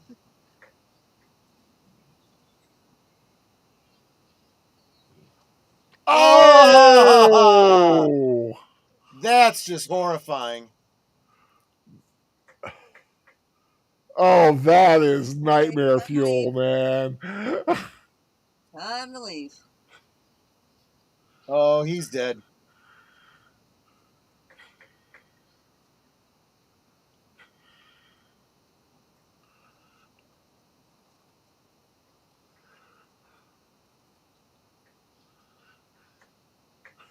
I Ha! love the Ah! fact it's actually bug spray that she's spraying too. Not that it matters, but it does add something to it. To the Yeah. it's humorous. Fear the Sternhagen. Okay.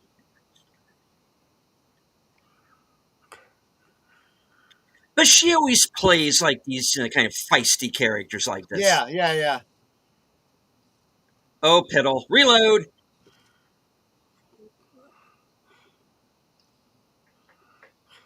That's yeah.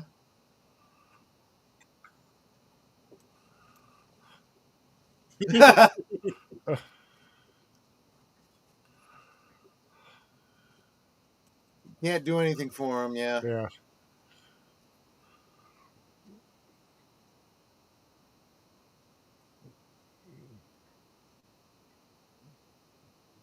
That's just grim. That is just grim. Boy, I wish we had more charcoal and dog food.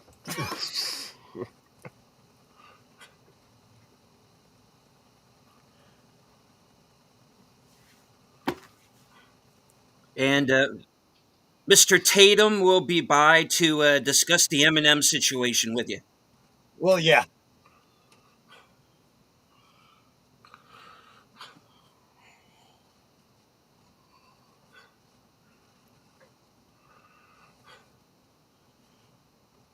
Okay, plan B went to dog poopy. Got to come up with another plan. Okay. And I just wanted to point out the one that she specifically said was going to die if he went out there died. Again, she was right.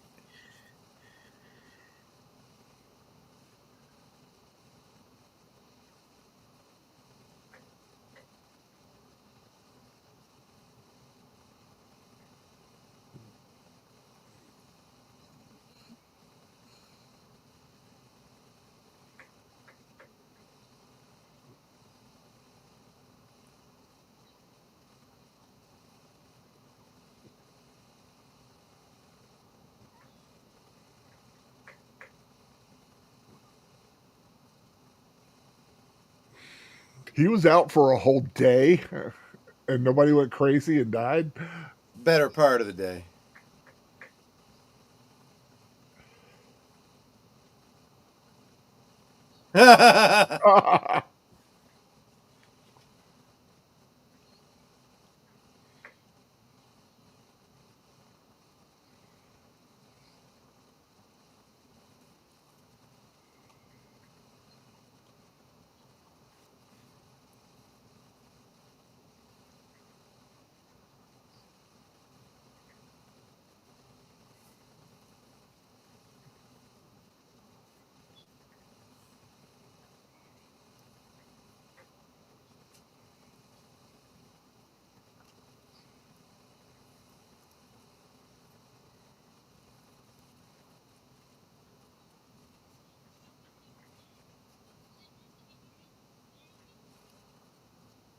And you know who gets turned all the way up the patters. What does expiation mean? I don't even know the word myself. Alexa, what does expiation mean? Expiation is usually defined as the act of expiating, atoning for. For more, ask me to give you more definitions Repentance. for Okay. expiation. Alexa, stop. Thank you. Basically, yeah.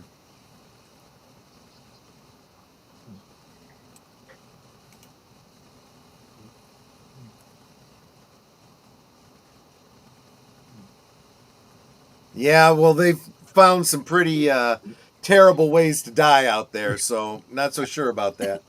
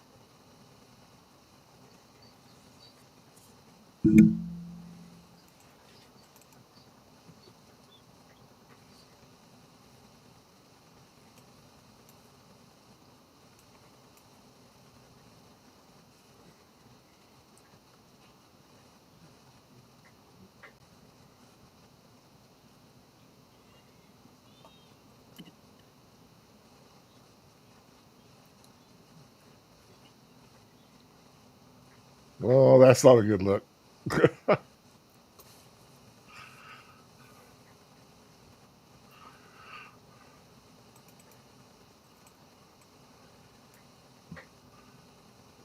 Oh, that's right, Nate. Atonement by sacrifice.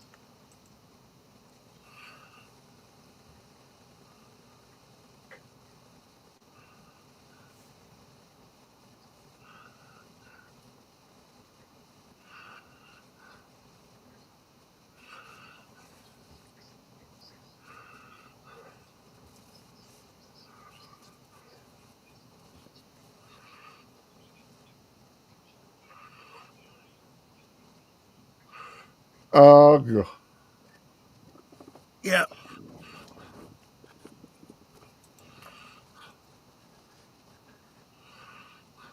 They have plenty of charcoal.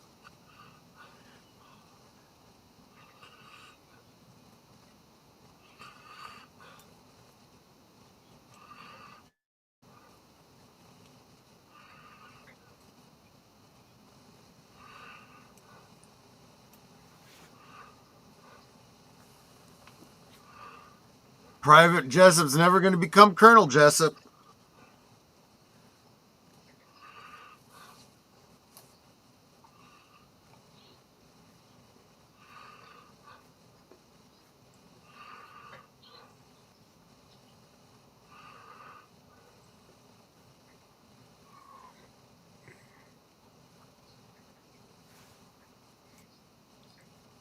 stuff. Yeah. Things. I'm doing stuff, Lori. Sorry.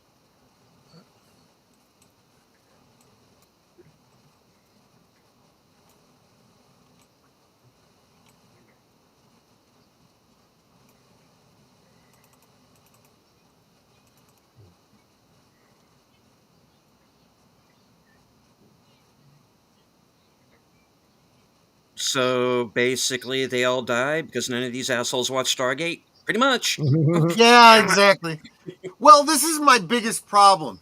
You know, we keep doing stories about people screwing up, ending the world, getting themselves killed because they didn't pay attention to the warnings of sci-fi. And now we see it happening around us. We've had Terminator, we've had Demon Seed, we've had all the other Frankenstein-esque type things, and oh, AI's taking over the world. Not unless we let it.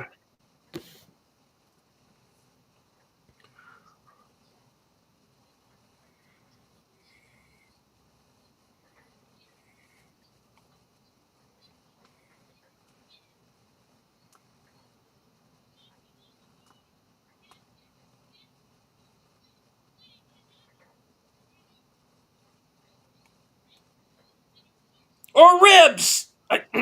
Yeah, right.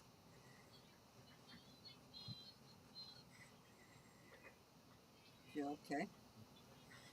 See, that's the worst part about everything she's spewing. There's a little bit of truth in there, and there's a lot of wackadoo.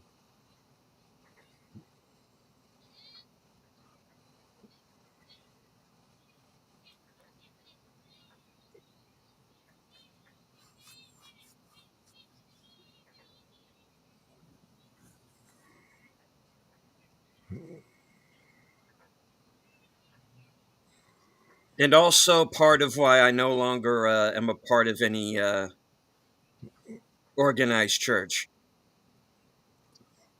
Yeah, you stick with the disorganized ones. Oh, yeah, that actress Oh. absolutely voted for Kamala. There's no doubt He's about dead. it.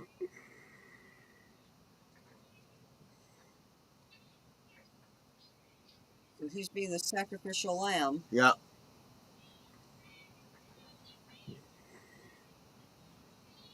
I suddenly want to see all these people die. Yeah. Horribly. Well, the problem is they pretty much are gonna. Good.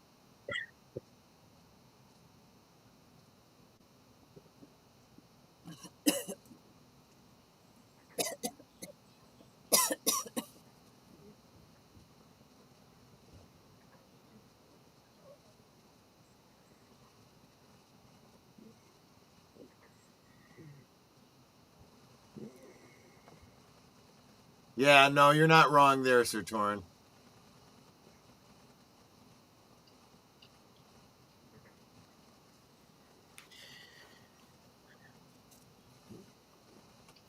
Well, if you want to hear more about my opinion on that sort of thing, Sir Torin, watch my show tomorrow night.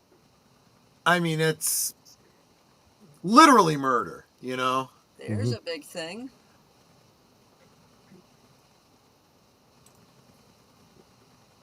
Yeah, and he murdered him. Yep.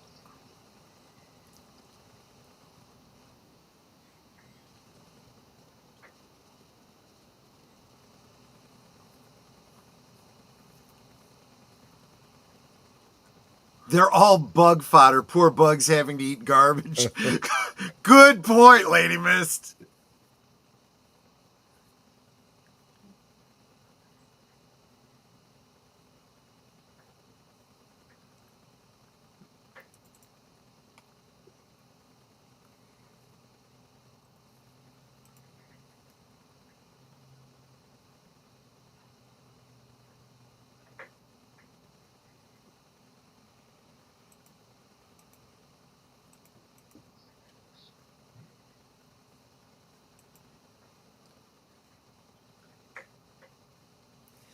He's got a tear.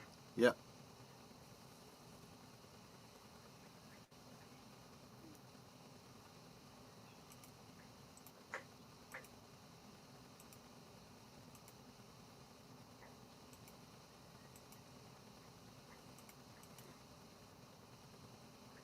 now the tear is gone.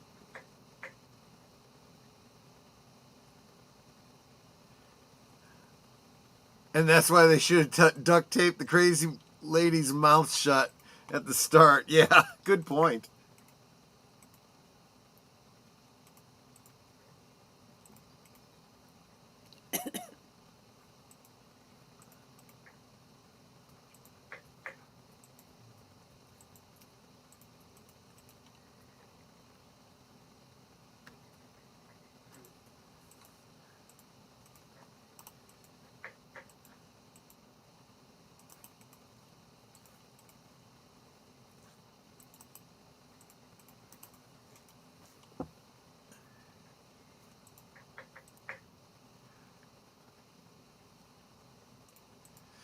Toby, if you've got a link you want to drop in the chat that we can share out, go for it.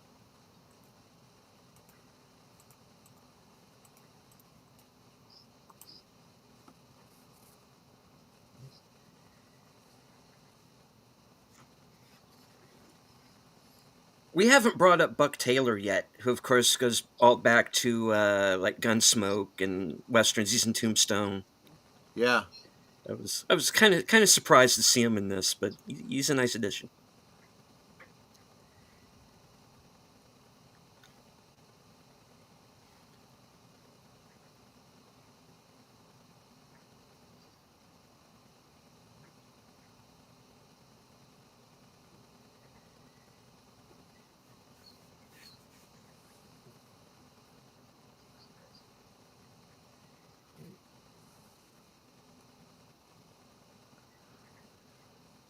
Okay, let me see if I can grab that.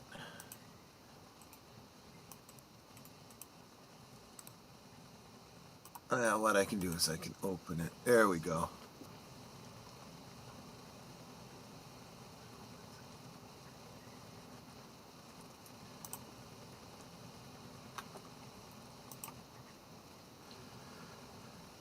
I'm putting this out on everyone's channel here.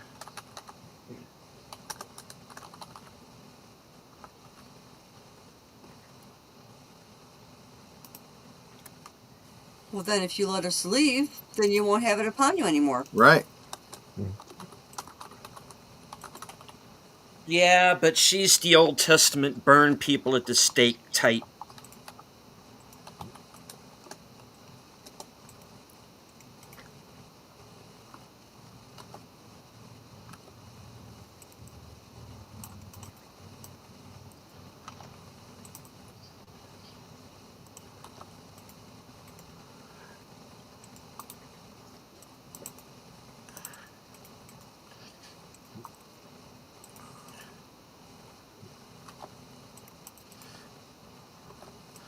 I'm dropping the links for Darkwood Presents Toby Nixon's books and website, so you guys can check them out. Okay, went out on all the chats you guys are in.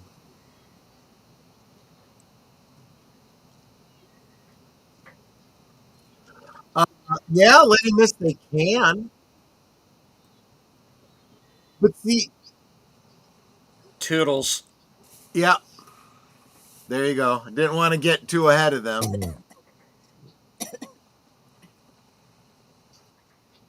Where we at? Deleted.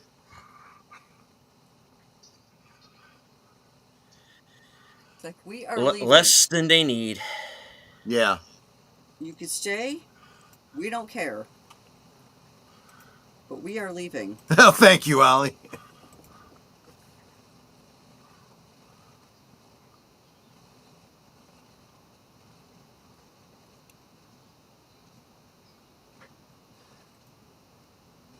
It's not burning at the stake, Yeah. but the upside is they're not going to light everybody else on fire too. That's why I said thank you. Yep.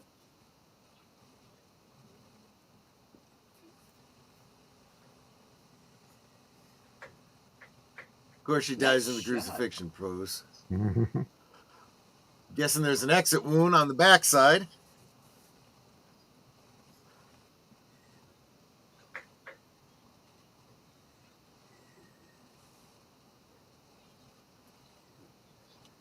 You guys might want to, like, keep it down. It's in the script. Oh. Yeah. So much for Ollie. Sorry, Ollie. Yeah.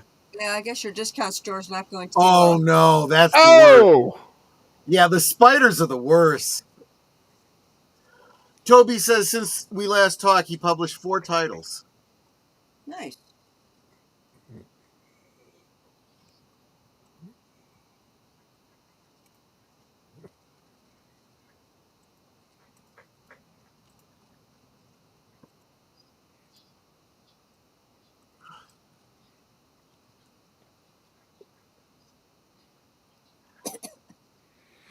How many of them survived getting to the car? There are 5 living people in the car at this time. And he's disoriented in the 3 of whom are from The Walking Dead, by the way.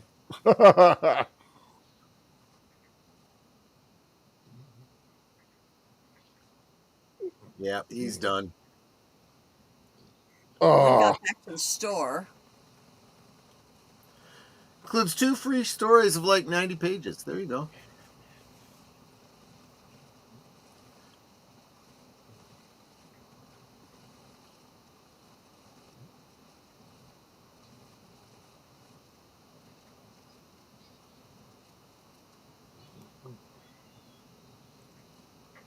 Maybe stop yelling.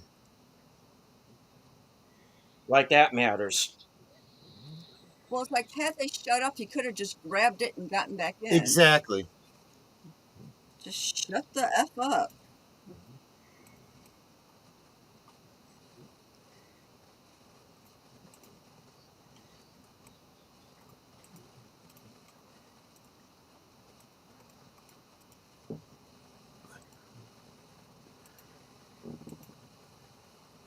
I'm not sure they have the baseball bat. I think it might still be in the store.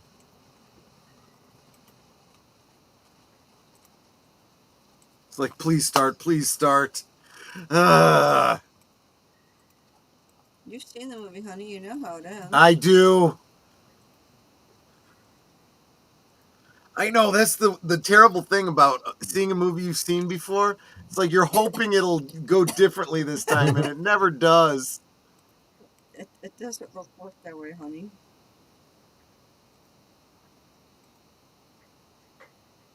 And of course, to host a Seraphim by Dead Can't Dance. Mm-hmm. Speaking of damn fine place to leave it, you know, if this was the end of the movie, it leaves it open-ended. Like, well, maybe they make it. Maybe they get away. So is this the last we see the people in the store? Yes. Yes. Damn, I wanted them to die. Oh, they almost certainly will. Because they let common sense leave. Yeah, exactly, Toby.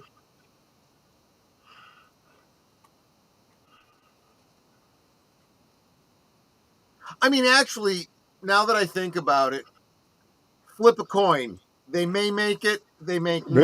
Well, thinking they may. I'll go into that a little bit more here in a bit.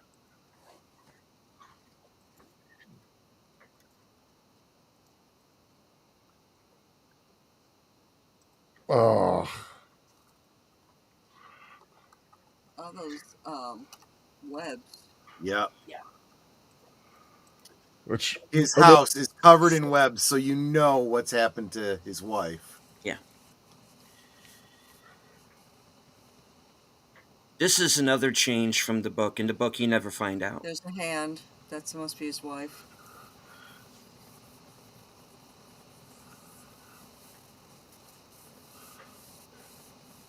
Well, that's why you're going into town. Yep.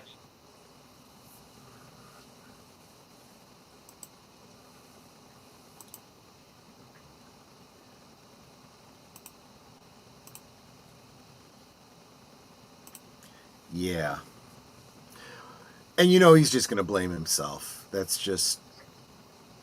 So actually, Troy, this was the theatrical release ending. The other ending came out when it went to DVD. Huh? I did not realize I that. What didn't now? either. For someone who's supposed to be upset, he's not crying actual tears.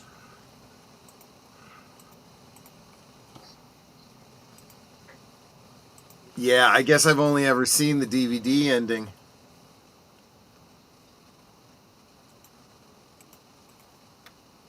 No, what? No.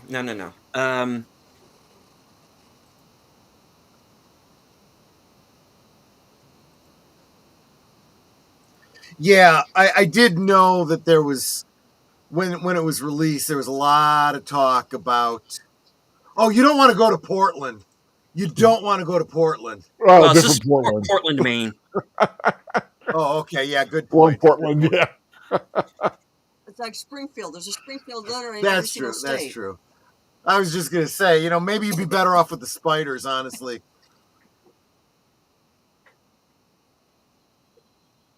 Oh, Yeah.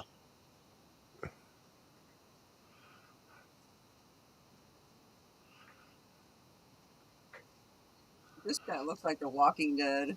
Yeah. I mean, this cast had to be like, oh, another one of these? Yeah, sure, why not? Now here's where it gets really creepy. Yeah. Well, it's a fog or Well, mist. wait a minute. This is actually my favorite part. We from the haven't book, even seen your icon. Watch. and I am glad they kept this in the film. Is Portland, holy! Maine really any better? Yes. Wow.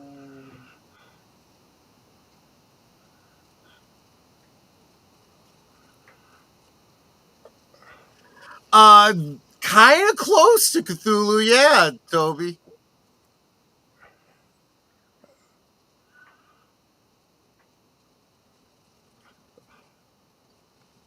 Just moseying on along. Oh my goodness! And that one is so big it doesn't even notice them. That's the oh my god. And and you can see it just breaks their brains. It's like, oh my gosh. Where are we going? What can we actually get to? You know?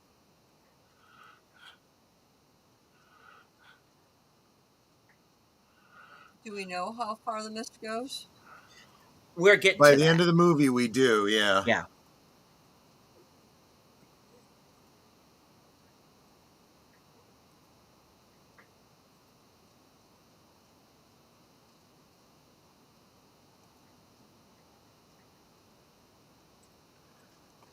They got as far as the fuel tank would get them. All right. Now, I'm going to go into the first half of where where the ending of the film diverges from the book. Basically, everything up to, if you want to call it the Cthulhu creature, that's fine. Everything up to there is the book, Yeah, with a couple of minor changes. Here's where things change. yeah.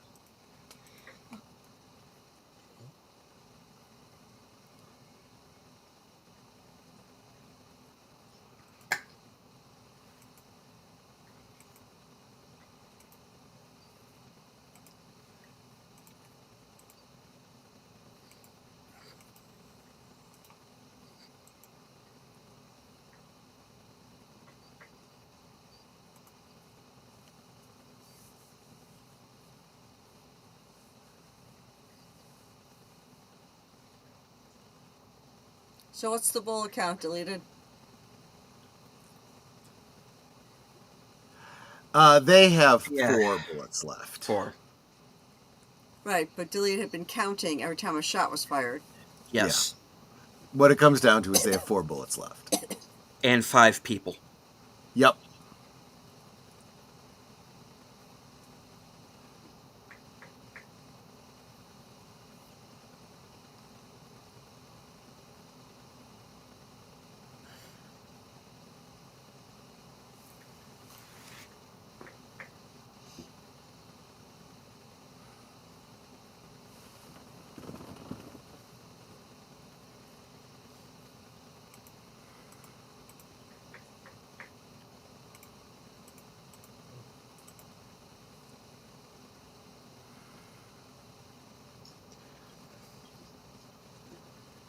You gotta these.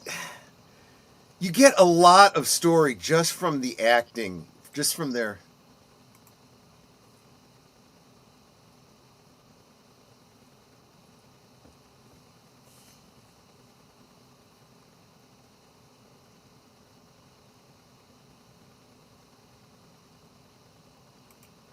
The two empties were the ones that killed the lady. Yeah. Carmody. Yeah. Yeah.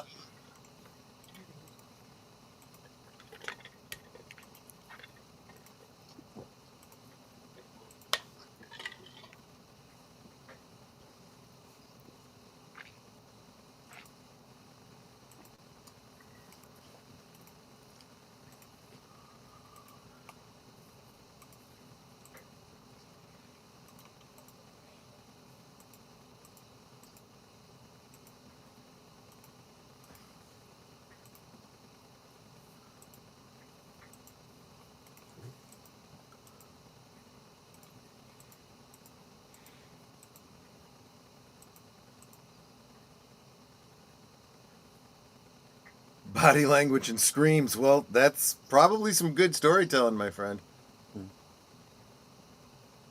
And it's like they give up too fast. Yeah, I'd be sitting going, well, let's just wait a little Yeah, while. there's nothing attacking us right now. Here's the problem. You see the look on his son's face. Ugh.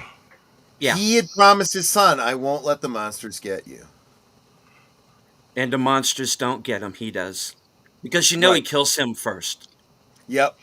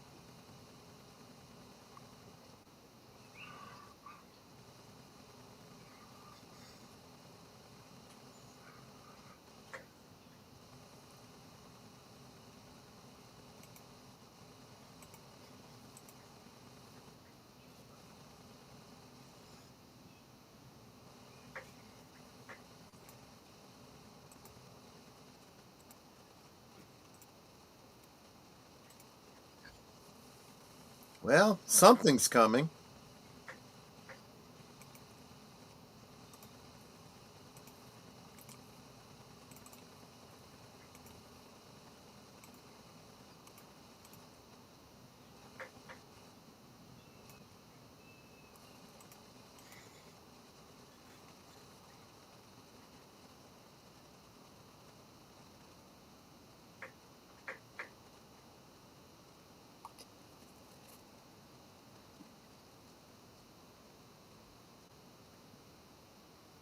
That's one thing about fog and mist. You can't see through it. It's just a wall That's of white. the idea.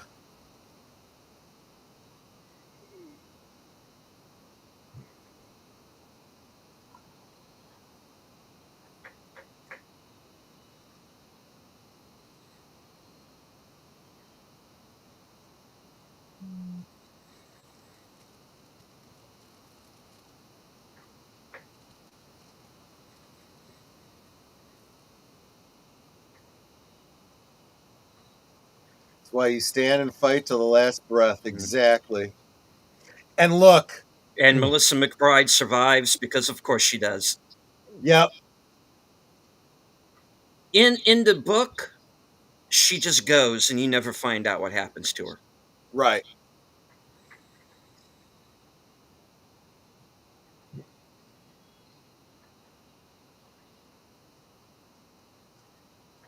Until we said the mist is clearing, and Yep. yeah, it is.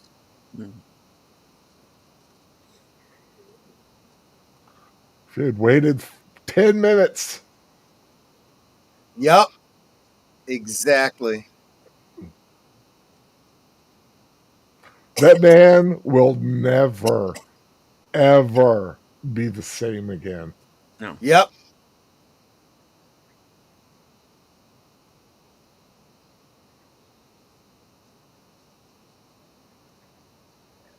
I have to assume there's no way he survives this. That's a total mental break. Yep.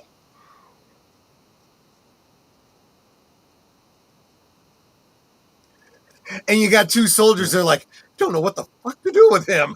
What's going on? Yeah. See, the mist is all going Yep. away. Yep. And they're burning up all the cocoons and all the spiders and everything. God, that music is perfect. Yeah, it is perfect. Yeah. Perfect. And from that forward, Frank Castle went apeshit. Yes, exactly. It became the Punisher. Yeah, well, and it's, the Punisher became the Punisher because his whole family was killed, right? Guys, wow. I'm telling you, wow. It is I mean, I knew I'd seen the ending. I've seen the ending before. Yeah. But it is such a gut punch. Isn't it? Yeah, it really, really is. Yeah, it's like seeing the ending, even though Troy had told me what was going to happen, it's completely different than what he said. I mean, he gave me the idea of what was going to happen, but seeing it is like, oh my goodness. I've seen the movie before, and it's no less impacting.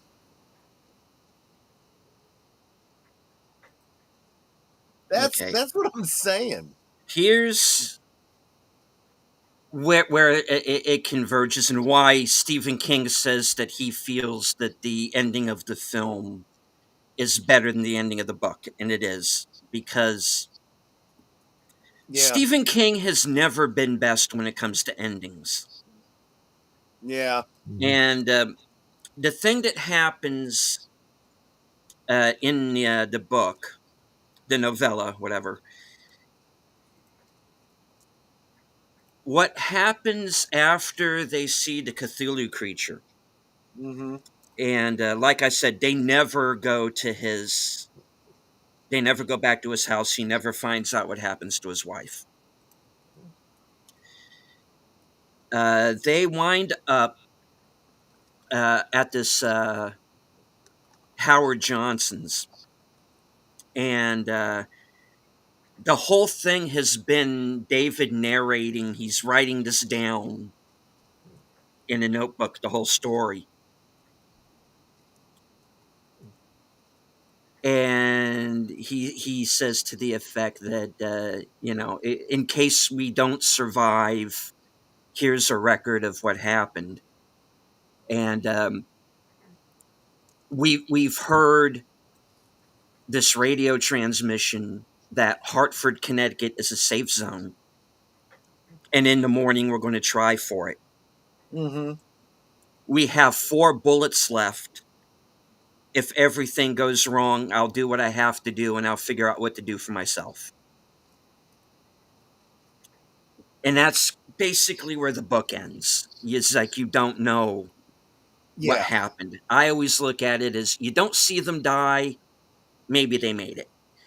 But again, it's ambiguous and it's left up to you. Here, it's much more, like I said, it takes the film takes the tack that Carmody is, for all of her, over the top Southern Baptist bullshit, as I call it. David's paintings, Tristrizin.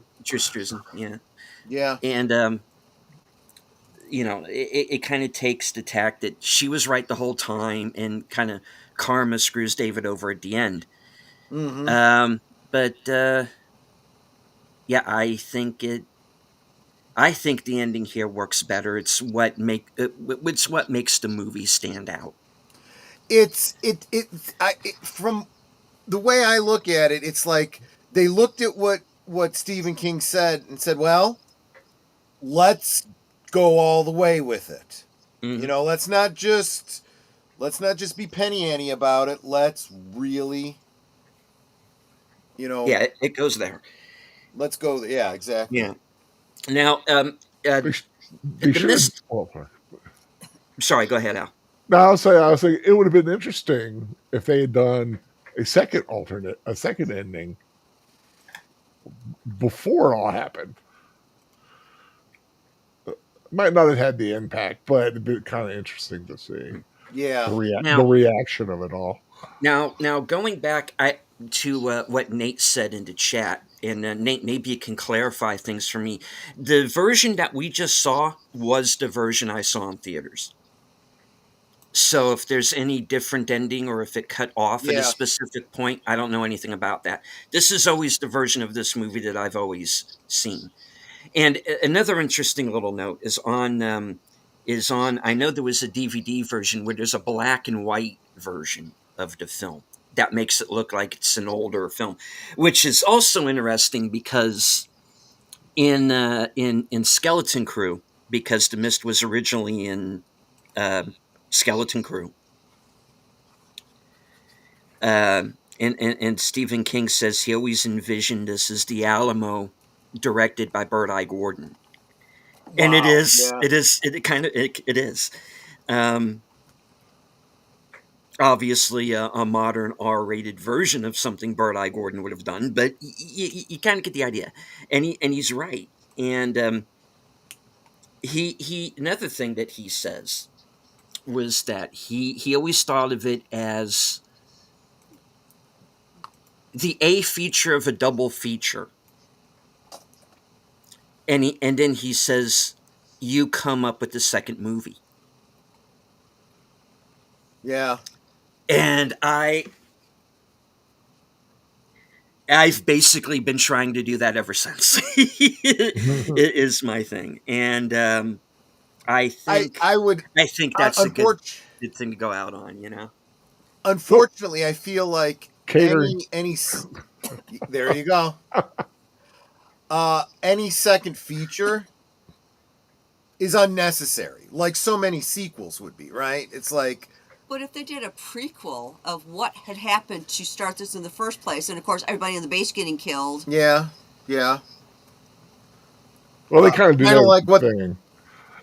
Yeah, I was just gonna say it's kind of like the prequel of The Thing. You know where it's leading, but it's interesting to see how it plays out. Mm-hmm. And that's where I think a lot of people have two different opinions when it comes to prequels, right? Why do a prequel when you know what it's leading up to? And all you can really do is screw it up. The other thing is, if you know where it's leading up to and you stick to it, and you don't blow the continuity, it's interesting. Not necessary, but interesting, right? But yeah, the host of Seraphim. Okay. Geez. Yeah. All right. Nate says in the chat, I saw this in the theater. The movie ended running out of gas and a giant monster walking by. The movie fade to black, roll credits. Then you got a different theater experience from me. The version we just saw was the version I saw in theaters, and it's the movie that I've always known about. So what happened in your theater, Nate? I don't know. But this is this has always been the version of this movie that I've always been aware of. So yeah. Okay, in Cosme, you've got face reveal. That's Toby Nixon. He's showing. Oh, that's which monster was that supposed to have been? No. That's wow. That's the guy behind the links that I was sharing in the chat. Is what I thought it was like this was the actor that played this critter that attacked this guy or something. No. No, they were all animatronic or special effects, which is no guys in suits. That was cool. Yeah. Oh, there's something to be said about the guys in suits, old school. True. Yeah, but I'm just saying that. Not for those though. There wasn't really any way for them to do that. True. In this film, the way it did. Should say Cloverfield walked by. It kind of had that kind of Cloverfield. Unfortunately, this did it better. Cloverfield kind of took it. Well, Well, sequels and everything that wasn't really Cloverfield but called Cloverfield. You know? Yeah, I mean, yeah. Yeah, the first Cloverfield is, as far as I'm concerned, the only legit Cloverfield. And really, that movie is more of... I always looked at that as like a kaiju film anyway. Yeah. Yeah. Have you ever So, seen 10 Cloverfield Lane? Yes, I some of it. did. I like that Yeah. movie. I like that movie. I like the movie too, but tying it to Cloverfield is not. And It's the a stretch, Cloverfield yeah. paradox is even worse. You know. That Again, was a big mama. That was at the end of that film. They did to Cloverfield what they ultimately ended up doing to the Hellraiser franchise, deciding to just take other horror films and just tacking on the name, and it's like, no, Yeah. no, you know, leave well enough alone. There's nothing wrong with those stories. There's nothing wrong with those movies. Just let them stand on their own and do your thing. You know. Yeah, it's like if we ever run into Frank Nicotero, I'm going to be like, dude, I remember you from Hellraiser. Yeah, no, exactly. not Street Smarts, that show that you were actually the host of, but Hellraiser. Exactly. You died really fast. Yeah. Did you piss off your brother? Yeah, right. Exactly. But so I guess what I'm gonna leave this movie with is that ending is a masterclass in existentialism. Don't give up, because you never know what's right around the corner. There's always a hope. Yeah. So while your lungs are breathing and your heart is beating, keep going. Yep. Yeah, and I mean, that's why I debunk anybody who says that the ending doesn't make any sense because the military shows up and saves the day, more or less. They caused it, so they know what to do right. to stop it. And would they go, well, why did the other two guys hang themselves? Because, like you said, they gave up. Yeah, they didn't know. Yeah, and that's the whole thing, is that There are assumptions made, and those assumptions didn't pay off. Yeah. So the two that hung themselves were like, they knew that this project was happening, but they weren't directly involved. Same thing with Witwer's character. He told them what he knew, but anything more would just be speculation and assumption. But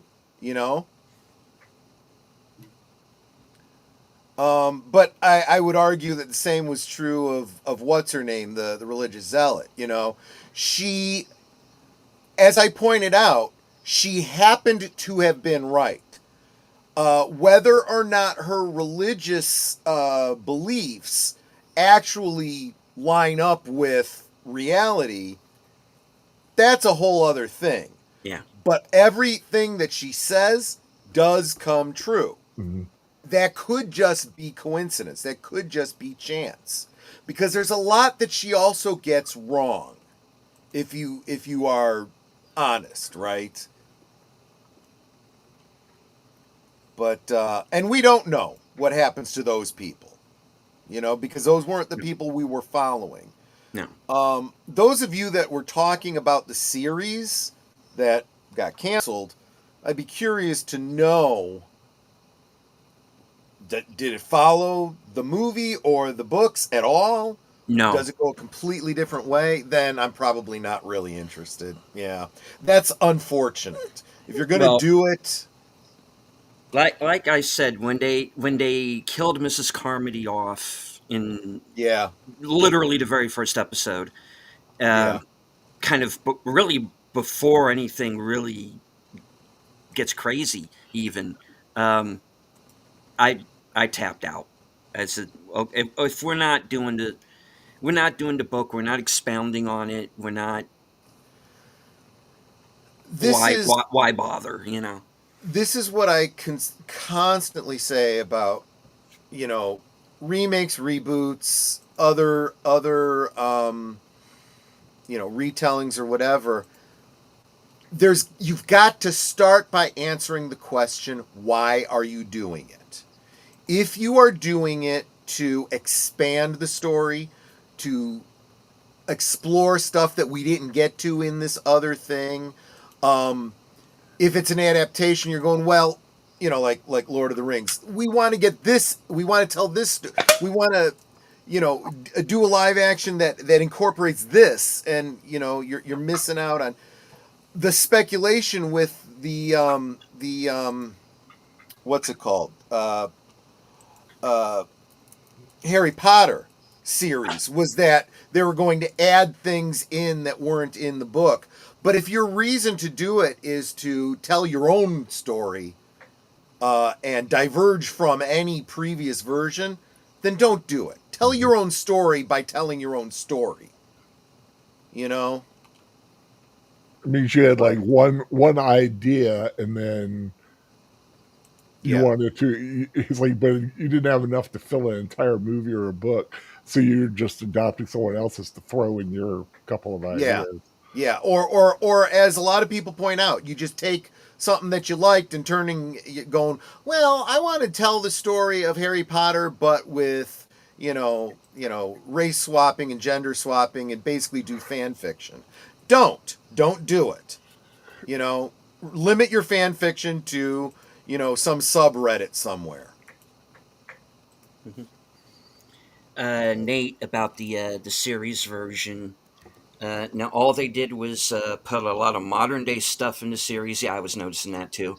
And he has this stupid connection to tattoos on people coming alive, and very few monsters, and a lot of gay stuff. Yeah, yeah. So Tumblr fan fiction, basically. Well, and what it ultimately is it's the mist in name only. It's not even, you know. So that's what it gets to. Hey, I want to ask. Darkwoods Presents says, I want to ask you guys if I can make shorts from your videos. I will credit you. I mean, what video? What? I don't really know what you'd want to do, but I mean, I suppose. I mean, if there's, I know that when I do my streams, I leave it so that I leave the settings so that if you want to do clips, you can. I can't imagine what people would want to do other than maybe reactions. But if you want to do reactions, you might as well just come on as a guest, you know. Yes, I don't have any problem with you clipping my stuff. Like you said, as long as you give us credit, and maybe give like a link to our channel. So I'm going to say this because I wish other creators would do this.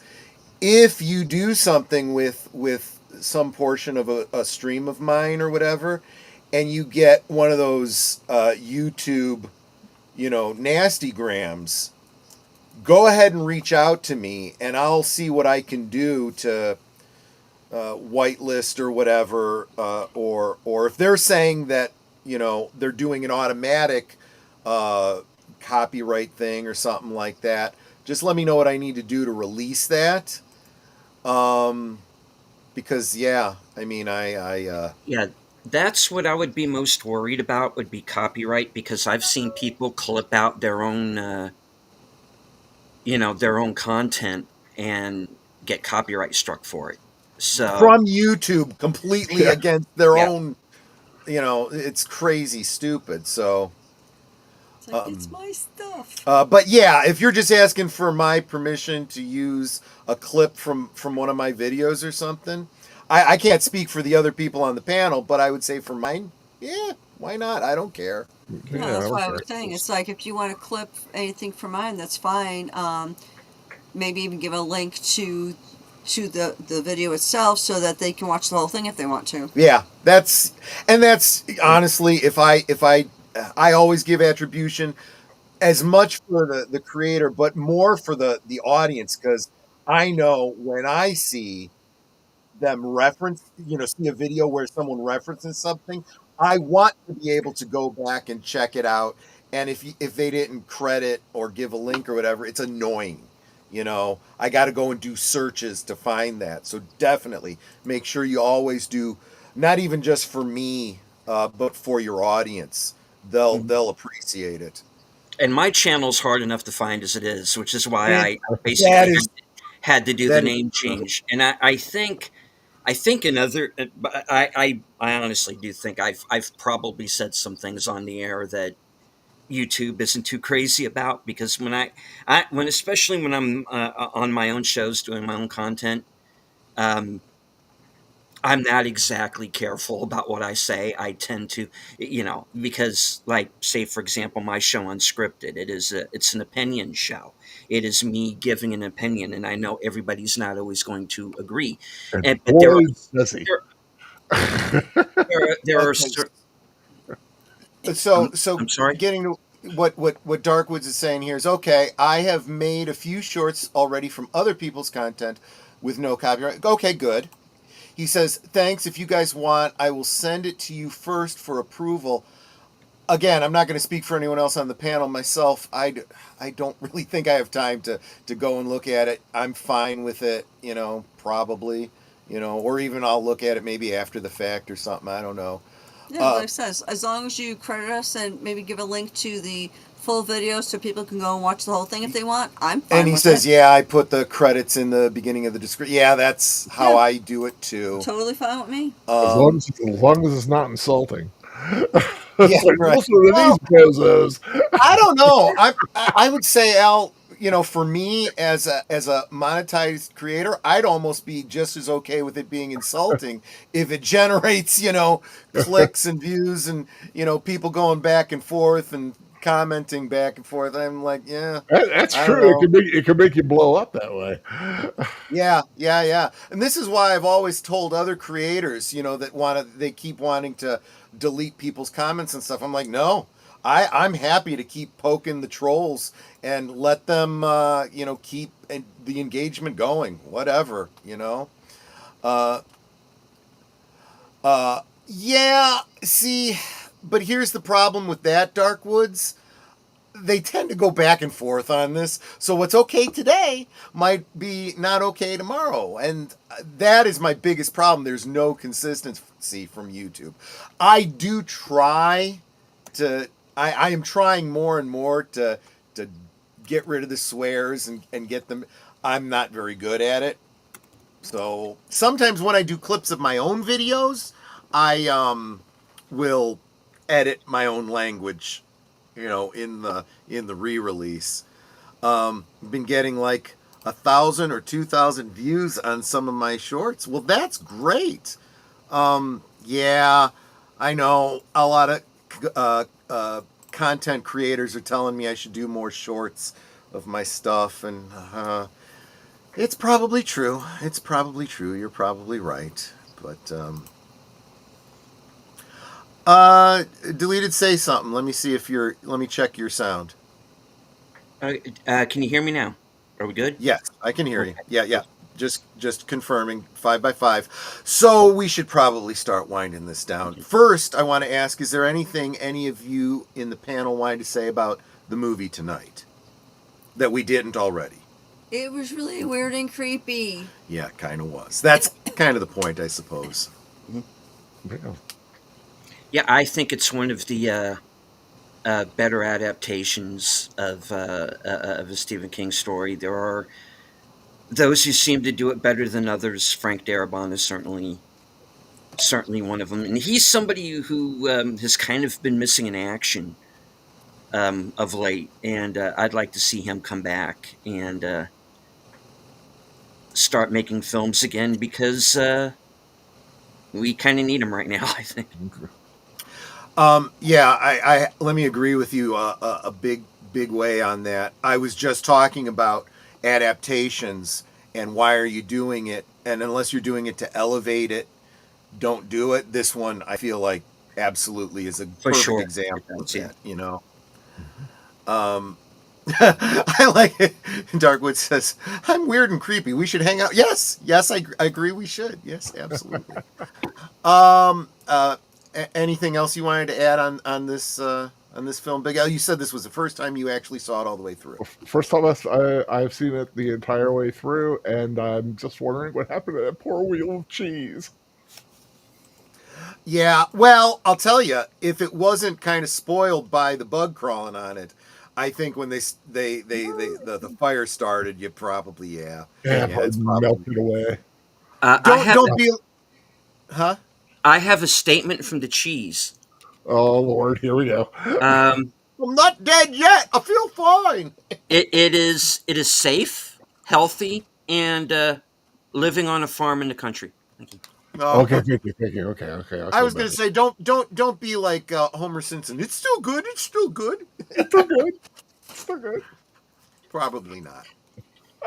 Um, yeah, and I think I said enough throughout this movie. I just kept rattling on. I know. Were you gonna say something then? No, I had an itch. Oh, okay, fair enough.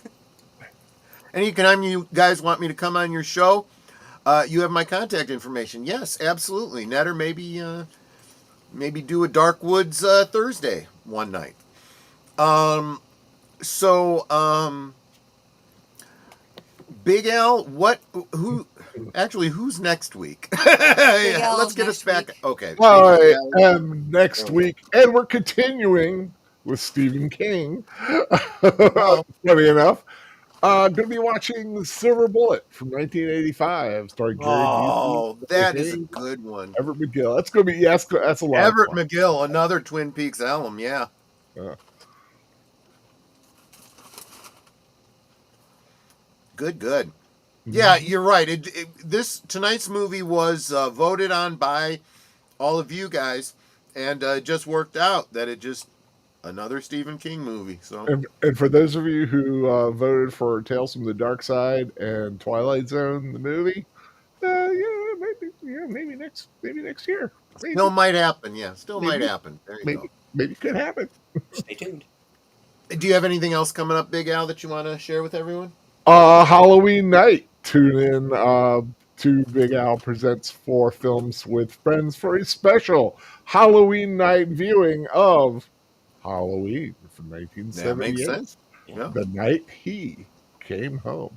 Hopefully, we'll be joined by deleted scenes. I do have an open invitation out to Corey of Wilkie's Movies and Music, who he has to figure out his schedule. And I don't know if you guys want to pop in. You're more than welcome to Troy. But you got a big night. You got a big show yourself that night. So true. I'm yeah. That's why I was going to say I'll play it by ear. I'll stop into the chat, and if I'll just say, hey, shoot me the link if we're available. Yeah, no, I super appreciate that. Deleted, what you got coming up in the near future? All right. Well, tomorrow, unscripted at 8 o'clock. Reserved seats starting at approximately 11:15 or 15 minutes after Geeky Geezers comes to a close, whichever comes first. Sin's Corner will be my guest, and we're going to be celebrating her hitting the milestone of 30K subs. Nice. And we're going to be talking about film criticism and social media, which doesn't always mix. And going to get her opinion on this whole Frankenstein situation over on Netflix. So we'll be seeing what's because she's seen it. So we'll be talking about that.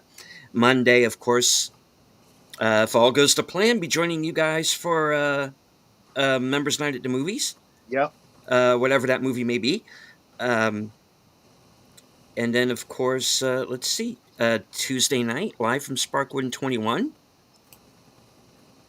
And then Thursday, I'm going to be joining Thursday 4:30. Going to be joining Outlaw Bill for Action Theater, and the movie will be from 2010 to Wolfman. That's a good film. Mm-hmm. Yeah. And right, and of course, cutting attractions at 11:30. Well, no, not 11:30. I pushed it back. 11:15 or 15 minutes after Thursday Things ends, whenever that may be. And you'll find out what I'm going to be doing for the next week. There you go. So, okay, there you go. And Netter, what you got coming up? Well, of course, I'm guesting like everywhere. Right. But on my channel, coming up on Thursday the 23rd, my special guest. Your guest, yes. My special guest will be Horror Cat Dad. Horror Cat Dad. Looking forward to that. That'll be wonderful. So, of course, I have tomorrow night the aforementioned Geeky Geezers. We'll be saying goodbye to someone that we talked about tonight, a great artist. We'll also be saying goodbye to an artist of a different kind. A fond memory from, well, for me it was from the 70s, but there you go. We will also do a a follow-up on an article that we talked about last week regarding Doctor Who. I'm real fired up about that. We will be discussing the horrible financial failure of the modern-day Birth of a Nation. Good riddance. And, of course, guys, stay away from Alec Baldwin. He is a very dangerous man. He's a wackadoo. He just saying. And honestly, don't believe a thing he ever says. Whatever he says, you can almost be guaranteed it is not true. You know, even if he says the sky is blue, maybe you should start doubting that, you know. And that is Geeky Geezers. Tomorrow night. Monday, Members Night at the Movies. Members on my channel have voted. And unfortunately, I like this movie, but it's like everybody's viewing it right now. But they chose. They want to see it. This is what I'm going to put on for them. It's Halloween from 1978. so delete it if you don't feel up to joining us. I understand. I do. Look, I can watch that movie any day of the week. So, you know, so you're going to be watching it 2 days at least next week. There you go. Yeah, so Halloween, mine will be the non-members night of the movies. Right. Watch Exactly. So that's Monday. Tuesday night after Live from Sparkwood and 21 will be the next episode of Blake 7 Netter's favorite episode in the entire series, Orbit. Wednesday, Thursday, Friday. Friday is Last Call with Troy Pacelli on my channel. And Agent Boomer and I will be talking about Things. how do I don't know everything we're going to be talking about, but in general we are going to be talking about real world horror stories from this year.